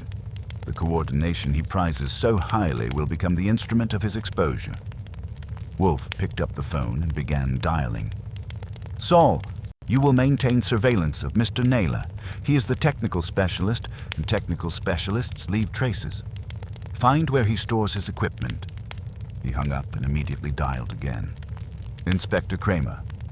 Yes, I know it's late. I have information about illegal surveillance equipment being used against federal judges. No, I will not discuss it on the telephone. Tomorrow morning, 11 o'clock, you will want to bring someone from the federal prosecutor's office. The third call was to Felix Curion. Tomorrow morning at 10:30, you will receive a call from the health department informing you that the inspection has been suspended pending a federal investigation. You will express appropriate surprise and gratitude. You will also ensure that Nicolas Perret does not go near his locker until after 11 o'clock. What about Smith's deadline? I asked after he'd finished his calls. 10 o'clock tomorrow morning. He will receive his answer, but it will be delivered by a chorus of voices he did not anticipate. Wolfe returned to his desk and took a fresh sheet of paper. It is time, Archie, for our office gathering, but first we must ensure that all the key players are properly motivated to attend. He began writing names in his precise block letters. Smith, Naylor, Thorne, Dale, Rayleigh, Caro, Perrett. Tomorrow, he said, placing his pen across the paper like a conductor's baton. We will demonstrate to Mr. Smith that the architect of a system can also be its most vulnerable point. When you build something complex, Archie, you create many ways for it to collapse. The game had shifted. Smith had applied brute force and systematic intimidation, but Wolfe was about to apply the precise surgical pressure of a master strategist. The stage was being set not for surrender, but for a meticulously orchestrated confrontation where intellect, not intimidation, would carry the day. The brownstone had been violated, its master threatened, and his sanctuary invaded. Now it was time for Nero Wolfe to demonstrate why that was always a fatal tactical error. The positioning was complete. Tomorrow would bring the reckoning. At 11 o'clock sharp, the brownstone felt like a theater on opening night, every chair occupied, every eye alert, and the air thick with the kind of tension that precedes either triumph or catastrophe. Fritz had arranged the office with his usual precision, but the additional chairs and careful positioning suggested we were expecting more than the usual client consultation. Wolfe emerged from the elevator with his customary deliberate pace, surveyed the assembled company with the satisfaction of a chess master reviewing his pieces, and settled into his chair with the finality of a judge taking the bench. The morning light streaming through the windows caught the orchid petal on his desk, that delicate symbol of violated sanctuary that had transformed intellectual curiosity into personal vendetta. In the red leather chair sat Nicolas Perret, no longer the nervous young waiter who had first sought our help. His hands were steady, his posture erect, and his eyes held the quiet determination of a man who had discovered that courtesy need not mean servitude. Elena Raleigh occupied the chair nearest the bookshelves. her reporter's instincts cataloging every detail while her green eyes betrayed the wariness of someone who had learned that being a hunter didn't prevent becoming prey. Vivian Dale had positioned herself with strategic precision near the door, her perfect composure intact, but her alert posture suggesting readiness for immediate departure should circumstances require it. Lyle Caro perched on the edge of his seat like a bird preparing for flight, his hands working nervously at his coat buttons. Felix Curian stood near the window, his proprietor's dignity restored but tempered by the grim knowledge of how thoroughly his establishment had been compromised. Inspector Kramer had stationed himself where he could observe everyone, his skeptical expression warring with grudging curiosity about what Wolfe had promised to reveal. Beside him stood Assistant Federal Prosecutor Janet Morrison, whose presence suggested that whatever we were about to discuss had implications far beyond restaurant espionage. The chair directly facing Wolfe's desk remained conspicuously empty, a theatrical touch that suggested its eventual occupant would be the focal point of whatever drama was about to unfold. "Ladies and gentlemen," Wolfe began, his voice carrying the authority of absolute certainty, "we are gathered to resolve a case that began with a waiter's excessive politeness and has revealed itself to be a criminal conspiracy of considerable scope and sophistication." He gestured toward the blackboard Fritz had wheeled in, revealing a diagram that looked like an organizational chart for a small corporation. Names were connected by lines, showing relationships and information flow. Naylor, Thorne, Dale, Raleigh, Caro, Perrott. For the past 6 months, Rusterman's restaurant has served as the collection point for an intelligence operation designed to harvest sensitive information from judges, prosecutors, politicians, and business leaders. The system was elegant in its simplicity. Exploit the professional courtesy of restaurant staff to facilitate the systematic gathering of information that could be used for profit, influence, or control. Elena leaned forward, her pen moving across her notepad. "Are you saying this was organized espionage?" "I'm saying this was organized crime, Ms. Raleigh. The systematic corruption of public officials, the illegal recording of private conversations, the manipulation of government processes for private gain." Wolfe's gaze moved deliberately from face to face. What began as restaurant intelligence became something far more sinister. He turned to the diagram. Mrs. Thorne provided advance intelligence about judicial decisions and prosecutorial strategies, using her husband's position and her own social connections. Her threats against Mr. Perrott's family, including specific knowledge of their immigration history, demonstrate the thoroughness of her research and the ruthlessness of her methods. Prosecutor Morrison spoke for the first time. "Those are serious allegations, Mr. Wolfe. Federal crimes, if proven." "Indeed they are, and indeed they shall be proven." Wolfe nodded toward Saul Panzer, who had entered quietly and now stood near the door. Saul has spent the morning documenting evidence that will support charges of conspiracy, wire fraud, bribery of federal officials, and obstruction of justice. Saul stepped forward, carrying a leather case that he handled with the reverence of a priest carrying sacred relics. "Storage facility on West 10th Street, rented under the name Oliver Nathan Morse. Military-grade surveillance equipment worth approximately $200,000. Recording devices, signal interceptors, data processing equipment, all illegal for civilian use."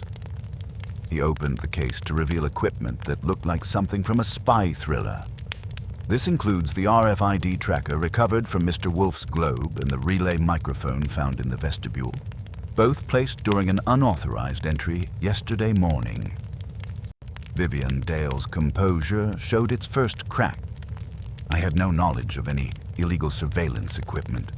My information gathering was conducted through legitimate social intelligence methods."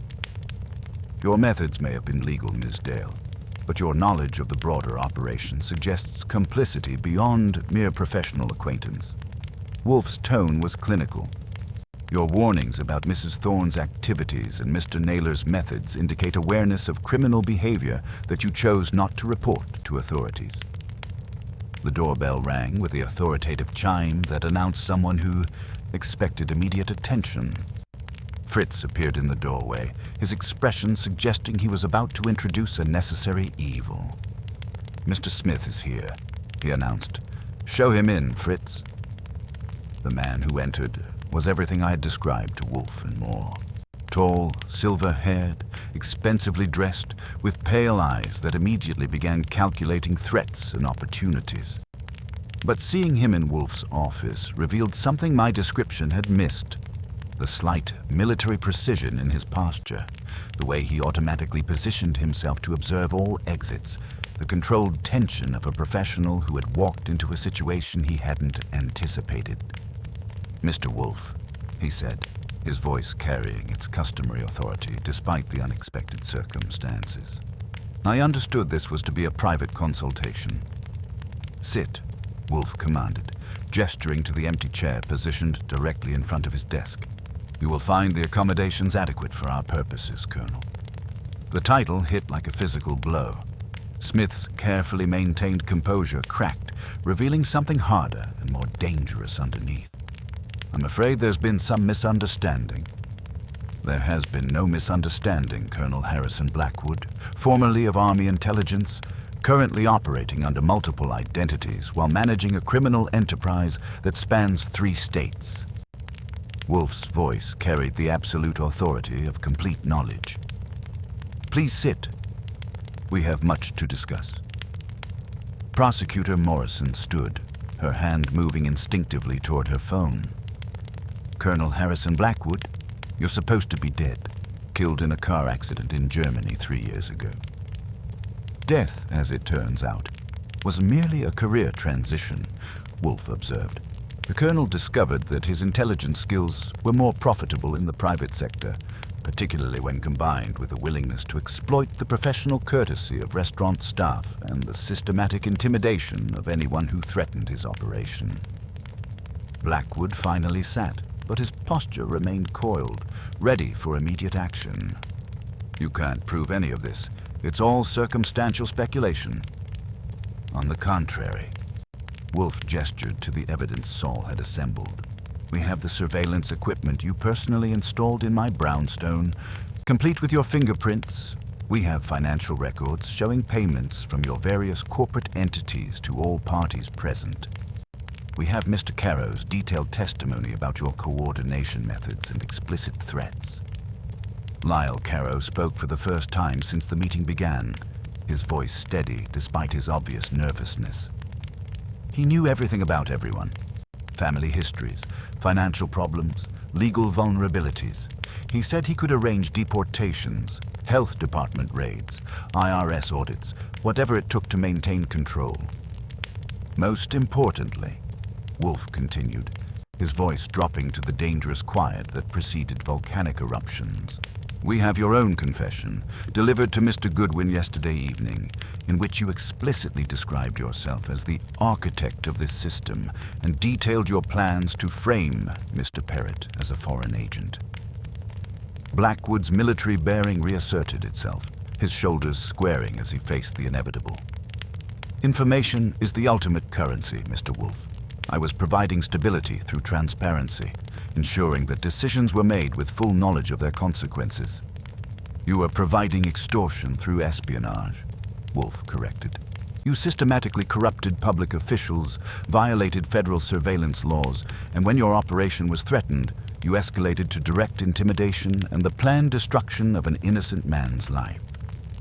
He leaned forward slightly, his eyes boring into Blackwood's. "But you made a fatal error, Colonel. You chose to violate the sanctity of my home, to threaten my associates, and to leave evidence of your presence in my most private sanctuary. That orchid petal you left was not merely a threat, it was a signature, identifying you as surely as if you had left a calling card." Blackwood's composure finally cracked completely. "That's impossible. No one could trace that back to me. Your knowledge of my collection demonstrated expertise that exists in fewer than 12 locations worldwide. Your demonstrated skill with surveillance equipment, combined with your obvious military bearing and your systematic approach to intelligence gathering, narrowed the possibilities considerably. When Saul's investigation revealed your true identity and your supposed death in Germany, the pattern became clear. Wolfe stood, a rare occurrence that signaled the approaching climax of his exposition. You recruited Mrs. Thorne through her ambition and her husband's vulnerabilities. You provided Mr. Naylor with equipment and coordination in exchange for his technical expertise. You manipulated Miss Dale's legitimate crisis management work to serve your broader intelligence gathering. You unknowingly used Miss Raleigh's journalism to validate information while simultaneously working to destroy her credibility when she became inconvenient. He moved to the window, his silhouette framed against the morning light, and you systematically exploited the professional courtesy of restaurant staff, turning their desire to provide excellent service into a weapon against the very customers they sought to please. The room was silent, except for the sound of Blackwood's controlled breathing. Everyone understood that they were witnessing the methodical destruction of a carefully constructed criminal enterprise. The coordination required for yesterday's simultaneous pressure campaign, the health department assault on Rustermans, the immigration threats to Mr. Parrott, the professional attacks on Ms. Raleigh, the surveillance of this brownstone, could only have been orchestrated by someone with your resources and connections. Wolfe returned to his desk, settling back into his chair with the satisfaction of a chess master delivering checkmate. You mistook my physical inactivity for weakness, my preference for intellectual combat over crude intimidation as a limitation rather than a choice. You assumed that by escalating pressure, by violating my sanctuary, you could force my withdrawal. Instead, you merely guaranteed your own destruction. Prosecutor Morrison stepped forward. Colonel Harrison Blackwood, you're under arrest for conspiracy to commit bribery of federal officials, illegal surveillance of government personnel, wire fraud, obstruction of justice, and violation of the National Defense Authorization Act regarding classified surveillance equipment. As federal marshals appeared in the doorway, summoned by Morrison during Wolfe's exposition, Blackwood's military dignity reasserted itself. He stood straight, accepting the handcuffs with the bearing of a soldier acknowledging defeat. "One question, Mr. Wolfe," he said as the marshals prepared to lead him away. "How did you know about the orchid?" "You chose a petal from my rarest hybrid, a Cattleya warscewiczii, that exists in fewer than 12 private collections worldwide. The knowledge required to identify and access that specific specimen, combined with your demonstrated expertise in surveillance and your obvious military background, made your identity inevitable. Your fingerprints on the surveillance equipment merely confirmed what logic had already established." As they led Blackwood away, the office began to empty. Elena Raleigh had her story, a corruption scandal that would dominate headlines for weeks. Vivian Dale was already calculating damage control for her legitimate clients. Mrs. Thorne had departed under federal escort, her political aspirations permanently shattered. Nicolas Perret sat quietly in the red leather chair, the weight of threatened deportation finally lifting from his shoulders. "Well," Inspector Kramer said, gathering his coat, "that was considerably more complex than restaurant espionage." "Indeed," Wolfe replied, returning to his chair with visible satisfaction. "But the principle remains constant, Inspector. When professional courtesy is systematically exploited, it ceases to be courtesy and becomes complicity. Mr. Parrott's instinct to seek help was sound. His only error was in trusting too readily. After the office had emptied, I found myself alone with Wolfe, who was examining the orchid petal that had triggered the final phase of our investigation. "So," I said, settling back into my chair, "the waiter who was too polite turns out to have been the key to unraveling a major intelligence operation." "Not too polite, Archie. Too trusting." Wolfe placed the petal carefully in his desk drawer. Courtesy is a virtue when tempered with wisdom. Blind compliance is a weakness that criminal minds will always exploit. He rang for beer, and when Fritz delivered the tray, Wolfe poured exactly 1 inch into his glass and regarded the foam as if it contained the secrets of human nature. "The case is closed," he announced with satisfaction. "Justice has been served, the innocent protected, and the guilty punished. Dinner will be served at the usual time." He paused, then added with a hint of a smile, "And Fritz, tomorrow you will install new locks on the plant room doors. Something more substantial than what Colonel Blackwood found adequate to his purposes." The brownstone had been restored to its proper order, the sanctuary secured, and another demonstration completed that intellect, properly applied, could triumph over any form of crude intimidation. The waiter, who was too polite, had learned that courtesy, like any other virtue, required wisdom to be safely practiced. The gathering was complete, the truth revealed, and the master satisfied with the outcome. In the world of Nero Wolfe, justice was not merely served, it was delivered with precision, elegance, and an absolute certainty that violated sanctuaries would always be avenged. At 11:15 that morning, the brownstone office had the charged atmosphere of a courtroom where the verdict was about to be delivered. Every chair was occupied, every eye alert, and the air itself seemed to vibrate with the kind of tension that precedes either triumph or catastrophe. Fritz had arranged the seating with his usual precision, but the careful positioning of additional chairs suggested we were expecting more than the usual client consultation. Wolfe emerged from the elevator with his customary deliberate pace, surveyed the assembled company with the satisfaction of a chess master reviewing his pieces, and settled into his chair with the finality of a judge taking the bench. The morning light streaming through the windows caught the delicate orchid petal on his desk, that paper-thin symbol of violated sanctuary that had transformed intellectual curiosity into personal vendetta. In the red leather chair sat Nicolas Perret, no longer the nervous young waiter who had first sought our help. His hands were steady, his posture erect, and his eyes held the quiet determination of a man who had discovered that courtesy need not mean servitude. Elena Raleigh occupied the chair nearest the bookshelves, her reporter's instincts cataloging every detail, while her green eyes betrayed the wariness of someone who had learned that being a hunter didn't prevent becoming prey.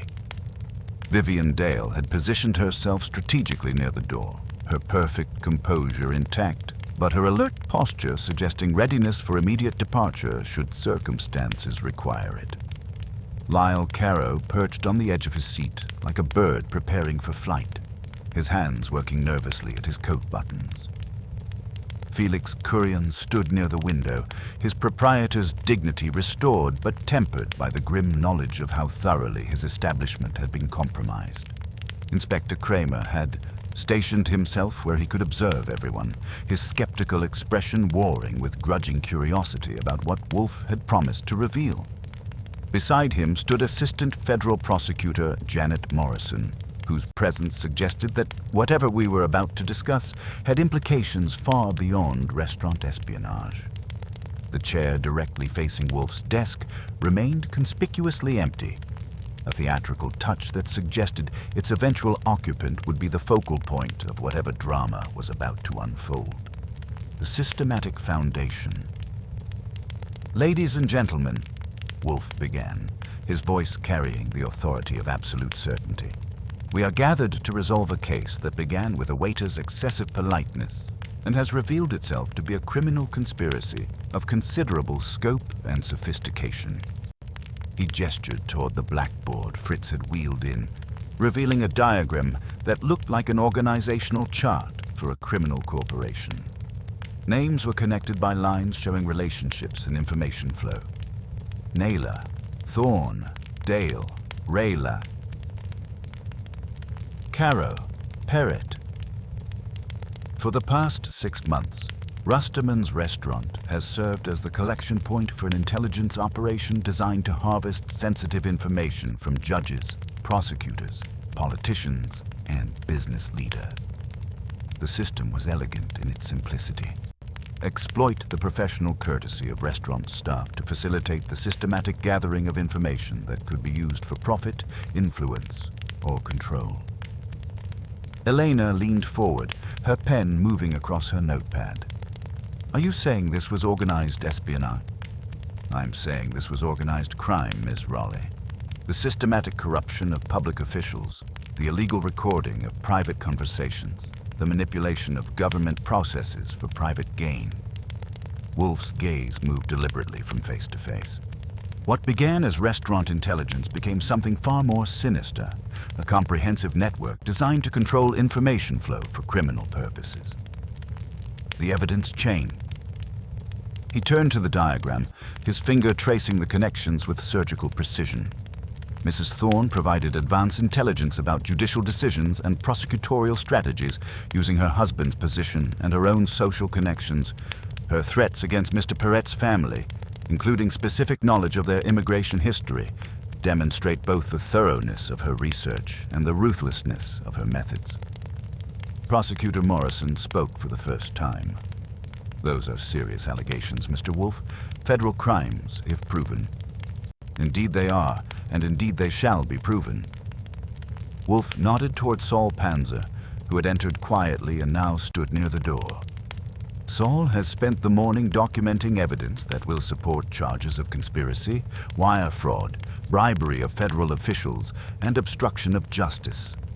Saul stepped forward, carrying a leather case that he handled with the reverence of a priest carrying sacred relics. Storage facility on West 10th Street, rented under the name Oliver Nathan Morse. Military-grade surveillance equipment worth approximately $200,000. Recording devices, signal interceptors, data processing equipment, all illegal for civilian use. He opened the case to reveal equipment that looked like something from a spy thriller. This includes the RFID tracker recovered from Mr. Wolfe's globe and the relay microphone found in the vestibule, both placed during an unauthorized entry yesterday morning. The doorbell rang with the authoritative chime that announced someone who expected immediate attention. Fritz appeared in the doorway, his expression suggesting he was about to introduce a necessary evil. "Mr. Smith is here," he announced. "Show him in, Fritz." The confrontation. The man who entered was everything I had described to Wolfe and more. Tall, silver-haired, expensively dressed, with pale eyes that immediately began calculating threats and opportunities. But seeing him in Wolfe's office revealed something my description had missed. The slight military precision in his posture, the way he automatically positioned himself to observe all exits, the controlled tension of a professional who had walked into a situation he hadn't anticipated. "Mr. Wolfe," he said, his voice carrying its customary authority despite the unexpected circumstances. I understood this was to be a private consultation. "Sit," Wolfe commanded, gesturing to the empty chair positioned directly in front of his desk. "You will find the accommodations adequate for our purposes, Colonel." The title hit like a physical blow. Smith's carefully maintained composure cracked, revealing something harder and more dangerous underneath. "I'm afraid there's been some misunderstanding." "There has been no misunderstanding, Colonel Harrison Blackwood, formerly of Army Intelligence, currently operating under multiple identities while managing a criminal enterprise that spans 3 states. Wolfe's voice carried the absolute authority of complete knowledge. "Please sit. We have much to discuss." Prosecutor Morrison stood, her hand moving instinctively toward her phone. "Colonel Harrison Blackwood, you're supposed to be dead, killed in a car accident in Germany 3 years ago. Death, as it turns out, was merely a career transition," Wolfe observed with grim satisfaction. The colonel discovered that his intelligence skills were more profitable in the private sector, particularly when combined with a willingness to exploit the professional courtesy of restaurant staff and the systematic intimidation of anyone who threatened his operation. The methodical exposure. Blackwood finally sat, but his posture remained coiled, ready for immediate action. "You can't prove any of this. It's all circumstantial speculation. On the contrary." Wolfe's smile was predatory. "We have the surveillance equipment you personally installed in my brownstone, complete, with your fingerprints.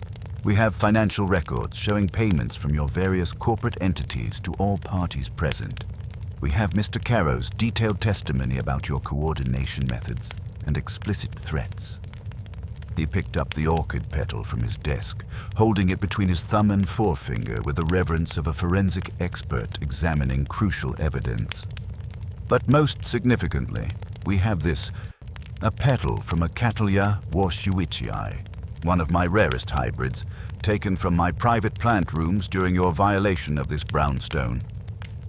Blackwood's eyes flickered, a momentary tremor of recognition that confirmed everything. This petal could only have come from my warm room, Colonel, the room that only Theodore and I enter, the room with locks that cost more than most people's automobiles. To take it, you had to penetrate the most secure area of this brownstone and select, from among hundreds of specimens, the one that would most clearly demonstrate your reach. Wolfe leaned forward, his voice dropping to the dangerous quiet that preceded volcanic eruptions. The knowledge required to identify that specific specimen, combined with your demonstrated expertise in surveillance equipment and your obvious military bearing, made your identity inevitable. There are perhaps 12 private collections worldwide with that plant. Mine is the only one in New York with this particular hybrid. The fingerprints on the surveillance equipment merely confirmed what logic had already established. The systematic revelation. Your coordination of yesterday's pressure campaign, Wolfe continued relentlessly, was masterful in its scope but fatal in its execution. The health department assault on Rustermans, the fabricated immigration threats to Mr. Parrott, the professional attacks on Ms. Raleigh, the surveillance of this brownstone, such coordination could only have been orchestrated by someone with your resources and connections. He stood, a rare occurrence that signaled the approaching climax of his exposition. You recruited Mrs. Thorne through her ambition and her husband's vulnerabilities. You provided Mr. Naylor with equipment and coordination in exchange for his technical expertise. You manipulated Ms. Dale's legitimate crisis management work to serve your broader intelligence gathering. You unknowingly used Ms. Raleigh's journalism to validate information while simultaneously working to destroy her credibility when she became inconvenient. Wolfe moved to the window, his silhouette framed against the morning light. And underlying it all, you systematically exploited the professional courtesy of restaurant staff, turning their desire to provide excellent service into a weapon against the very customers they sought to please. Blackwood's military bearing reasserted itself, his shoulders squaring as he faced the inevitable. Information is the ultimate currency, Mr. Wolfe. I was providing stability through transparency, ensuring that decisions were made with full knowledge of their consequences. You were providing extortion through espionage, Wolfe corrected, his voice like a gavel striking down a false plea. You systematically corrupted public officials, violated federal surveillance laws, and when your operation was threatened, you escalated to direct intimidation and the planned destruction of an innocent man's life. The final judgment. He returned to his desk, settling back into his chair with the satisfaction of a chess master delivering checkmate. But you made a fatal error, Colonel. You chose to violate the sanctity of my home, to threaten my associates, and to leave evidence of your presence in my most private sanctuary. That orchid petal was not merely a threat, it was a signature, identifying you as surely as if you had left a calling card.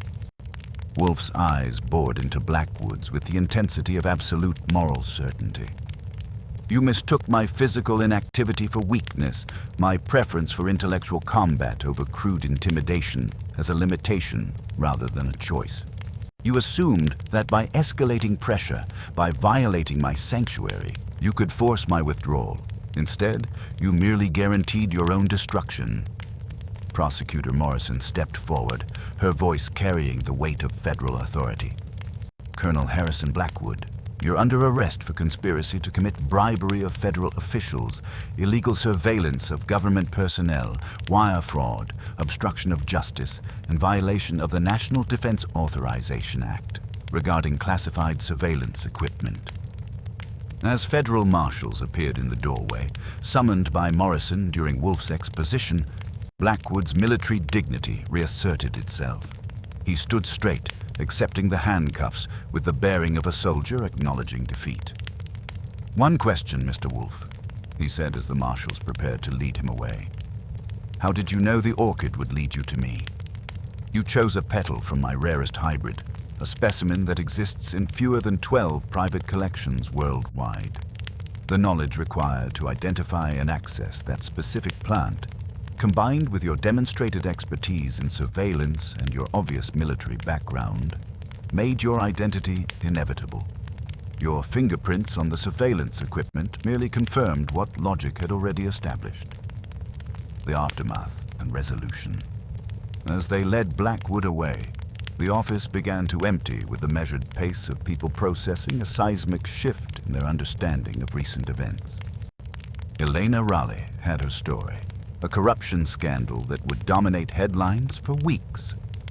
Vivian Dale was already calculating damage control for her legitimate clients. Mrs. Thorne had departed under federal escort earlier that morning, her political aspirations permanently shattered. Nicolas Perret sat quietly in the red leather chair, the weight of threatened deportation finally lifting from his shoulders. "Well," Inspector Kramer said, gathering his coat with the satisfaction of a man who had just witnessed justice served with surgical precision. That was considerably more complex than restaurant espionage. "Indeed," Wolfe replied, settling back in his chair with visible satisfaction. "But the principle remains constant, Inspector. When professional courtesy is systematically exploited, it ceases to be courtesy and becomes complicity. Mr. Perrett's instinct to seek help was sound. His only error was in trusting too readily those who mistake kindness for weakness." Felix Currion approached Wolfe's desk with the dignity of a man whose establishment had been vindicated. "Mr. Wolfe, the federal investigation has cleared Rustamans of any wrongdoing. If anything, the publicity from exposing this corruption network has increased our reservations. People want to dine where justice was served." "An unfortunate metaphor," Wolfe observed, "but I appreciate the sentiment." The broader implications. After the office had largely emptied, Saul provided the final details of Blackwood's operation. "The scope was even larger than we realized, Mr. Wolfe. Similar operations in Washington, Boston, and Chicago, always using high-end restaurants as collection points, always exploiting service staff. Federal prosecutors estimate he was generating over $2 million annually from information sales and what they're calling influence arbitrage. The systematic approach that made his operation so effective," Wolfe observed, "also created the documentation that will ensure his conviction. Criminal enterprises that aspire to corporate efficiency inevitably create the evidence necessary for their own destruction." The final reflection. As evening approached, I found myself alone with Wolfe, who was examining once more the orchid petal that had triggered the final phase of our investigation. "So," I said, settling back into my chair, "the waiter who was too polite exposed a multi-state criminal conspiracy and brought down a corrupt intelligence operation." "The waiter who was too polite," Wolfe corrected, "learned to distinguish between courtesy and complicity. The rest followed inevitably." He placed the petal carefully in his desk drawer.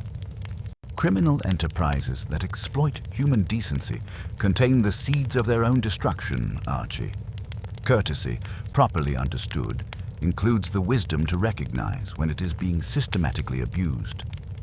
He rang for beer, and when Fritz delivered the tray, Wolfe poured exactly 1 inch into his glass and regarded the foam as if it contained the secrets of human nature. "The case is closed," he announced with satisfaction. "Justice has been served, the innocent protected, and the guilty punished. The waiter who was too polite has learned that courtesy, like any other virtue, requires wisdom to be safely practiced. The brownstone had been restored to its proper order, the sanctuary secured, and another demonstration completed that intellect, properly applied, could triumph over any form of systematic corruption. In the world of Nero Wolfe, justice was not merely served, it was delivered with precision, elegance, and an absolute certainty that violated sanctuaries would always be avenged." The truth had been revealed, the conspiracy exposed, and the master satisfied with the outcome. Tomorrow would bring new cases, new challenges, and new opportunities to demonstrate that courtesy, properly understood, was not weakness but strength, and that those who mistook one for the other did so at their considerable peril. By 4 o'clock that afternoon, the brownstone had begun to exhale, that peculiar settling that follows intense drama, like a theater after the curtain falls and the audience disperses into ordinary evening. The federal marshals had departed with Colonel Harrison Blackwood in handcuffs, his military bearing intact even in defeat. Mrs. Elaine Thorne had been escorted away earlier, her political aspirations permanently shattered along with her husband's career. The office felt larger somehow, as if the removal of so much concentrated malice had created additional space for honest conversation. Fritz appeared in the doorway, wearing an expression I'd seen only twice before. The satisfied look of a man whose professional honor had been not merely restored, but vindicated. In his hands was a small glass jar that caught the afternoon light like a jewel. "Mr. Wolfe," he announced with ceremony, "the replacement paprika has arrived, Hungarian from the same supplier who served Marko Vukcic. It is, if I may say, a considerable improvement over what was compromised." Wolfe accepted the jar with the reverence due a sacred relic. He unscrewed the lid, inhaled carefully, and nodded with satisfaction. "Excellence restored, Fritz. Tonight's dinner will be a celebration of more than justice served." Nicolas Perret remained in the red leather chair, no longer the nervous young waiter who had first sought our help. The weight of threatened deportation and criminal charges had lifted from his shoulders, replaced by something I hadn't seen before, quiet confidence tempered with hard-earned wisdom. "Mr. Wolfe," he said, his voice steady, "I don't know how to properly thank you. You saved not just my career, but my family's future. You came to me, Mr. Perret, because your conscience, though belatedly aroused, led you to the correct address. Your error was not in being polite, but in failing to discern when courtesy became complicity. A man's professional integrity is his most valuable asset.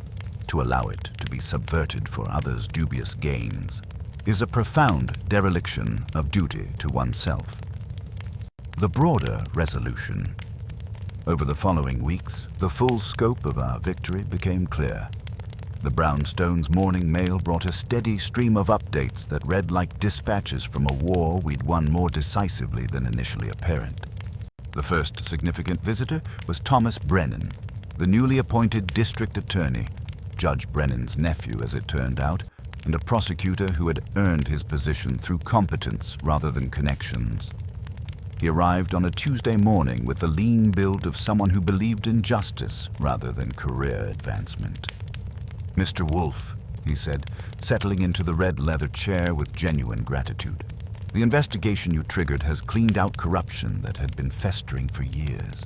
My uncle has been cooperating fully with federal investigators, providing details about how Mrs. Thorne exploited family connections to extract information about pending cases."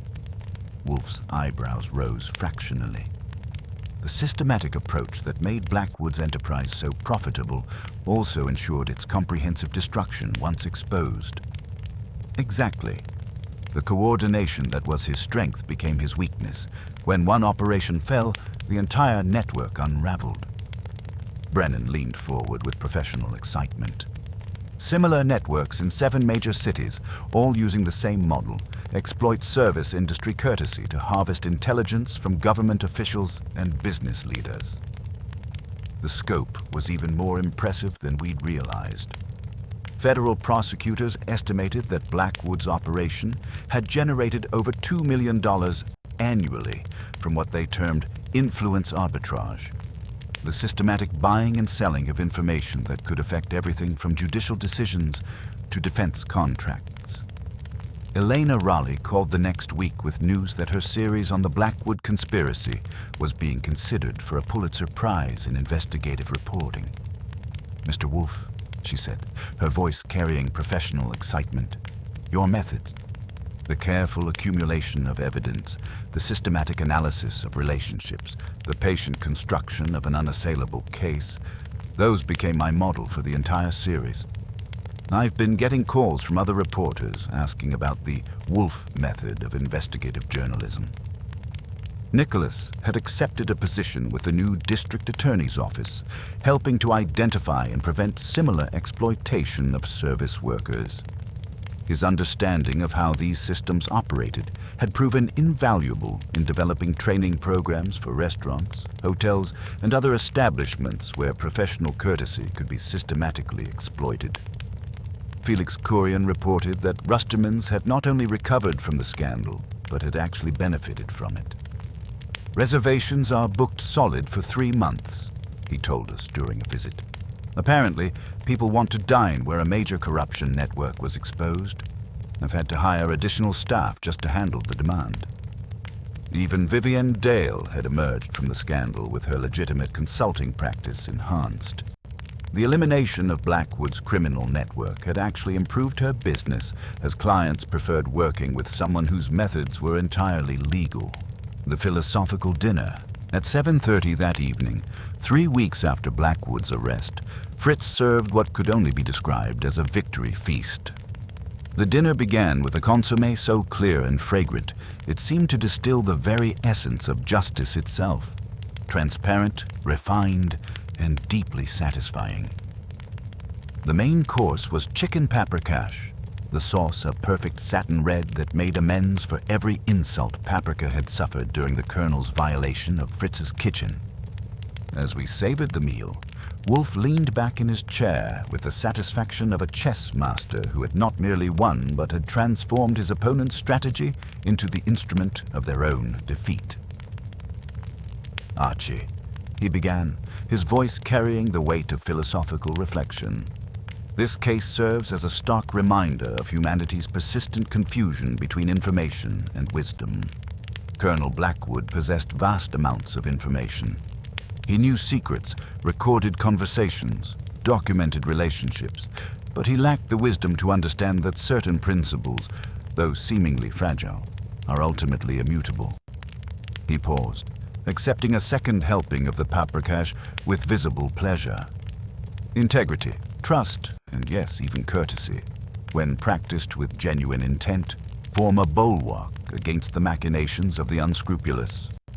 The Colonel attempted to contaminate that bulwark by exploiting the professional courtesy of restaurant staff, turning their desire to provide excellent service into a weapon against the very customers they sought to please. Wolfe's eyes held that distant quality that indicated his mind was working at full capacity. He mistook courtesy for weakness, service for servitude, and politeness for pliability. In doing so, he revealed his own profound vulnerability. True power lies not in the mere accumulation of facts, but in the wisdom to discern their meaning and the moral fortitude to act upon that discernment. "So the moral of the story," I said, "is that intellectual dishonesty leads to bad accommodations and worse food." A somewhat glib summation, Wolfe conceded, but not inaccurate. The desire for knowledge, when untempered by ethics, becomes a corrosive force. It consumes not only its victims, but also, inevitably, its purveyors. Colonel Blackwood built an empire of information, but it was constructed on the systematic exploitation of human decency. Such foundations are inherently unstable. The final restoration. As the weeks passed, the brownstone settled completely back into its familiar rhythms. Theodore installed new locks on the plant room doors, hardware that would have impressed a bank vault designer. The warm room where the Cattleya Warskowicii grew received special attention, with additional security measures that ensured no future colonel would find access quite so simple. Fritz's kitchen returned to its status as an inviolate sanctuary, with the new Hungarian paprika occupying a place of honor among his carefully curated spices. The violated jar had been ceremoniously discarded, but not before Fritz had composed what could only be described as a brief eulogy for its sacrifice in the service of justice. The orchid petal that had triggered our final confrontation with Blackwood found a permanent home in Wolfe's desk drawer, preserved between sheets of acid-free paper, as a reminder that even the most delicate symbols could carry the weight of absolute moral authority. On a quiet Thursday evening, exactly 1 month after Nicolas Perret had first rung our doorbell with his apologetic chime, I found myself in the office with Wolfe, who was reading Montaigne, his preferred method of conducting philosophical conversations with himself. "You know," I said, settling into my chair with coffee that Fritz had prepared to perfection, the waiter who was too polite turned out to be the key to unraveling a multi-state criminal conspiracy. The waiter who was too trusting, Wolfe corrected, closing his book with a finger marking his place. Courtesy is a virtue when tempered with wisdom. Mr. Perret's error was not in being polite, but in failing to recognize when his politeness was being systematically exploited. He has since learned to distinguish between service and servitude, between courtesy and complicity. The phone rang. Undoubtedly another potential client with another complex problem requiring the particular combination of intellect and integrity that defined Nero Wolfe's approach to justice. But for now, the brownstone was at peace, its rhythms restored, its sanctuary secured. "Archie," Wolfe said, rising from his chair with the deliberate precision that marked the end of another successful case, "tomorrow we will begin Theodore's new orchid catalog. The Cattleya warscewiczii that provided the crucial evidence deserves special recognition for its contribution to justice." What kind of recognition? A place of honor in the warm room, enhanced security for its protection, and perhaps a small notation in the catalogue regarding its role in demonstrating that violated sanctuaries will always be avenged by those patient enough to construct unassailable cases. As I turned off the lights and prepared to end another day in the brownstone, I reflected on the complete resolution we had achieved. The conspiracy had been exposed, the criminals punished, the victims vindicated, and the systems reformed. But more than that, the case had demonstrated something fundamental about the nature of courtesy and strength, wisdom and information, justice and patience. The waiter who was too polite had learned his lesson, the criminals had learned theirs, and the brownstone had returned to its proper order.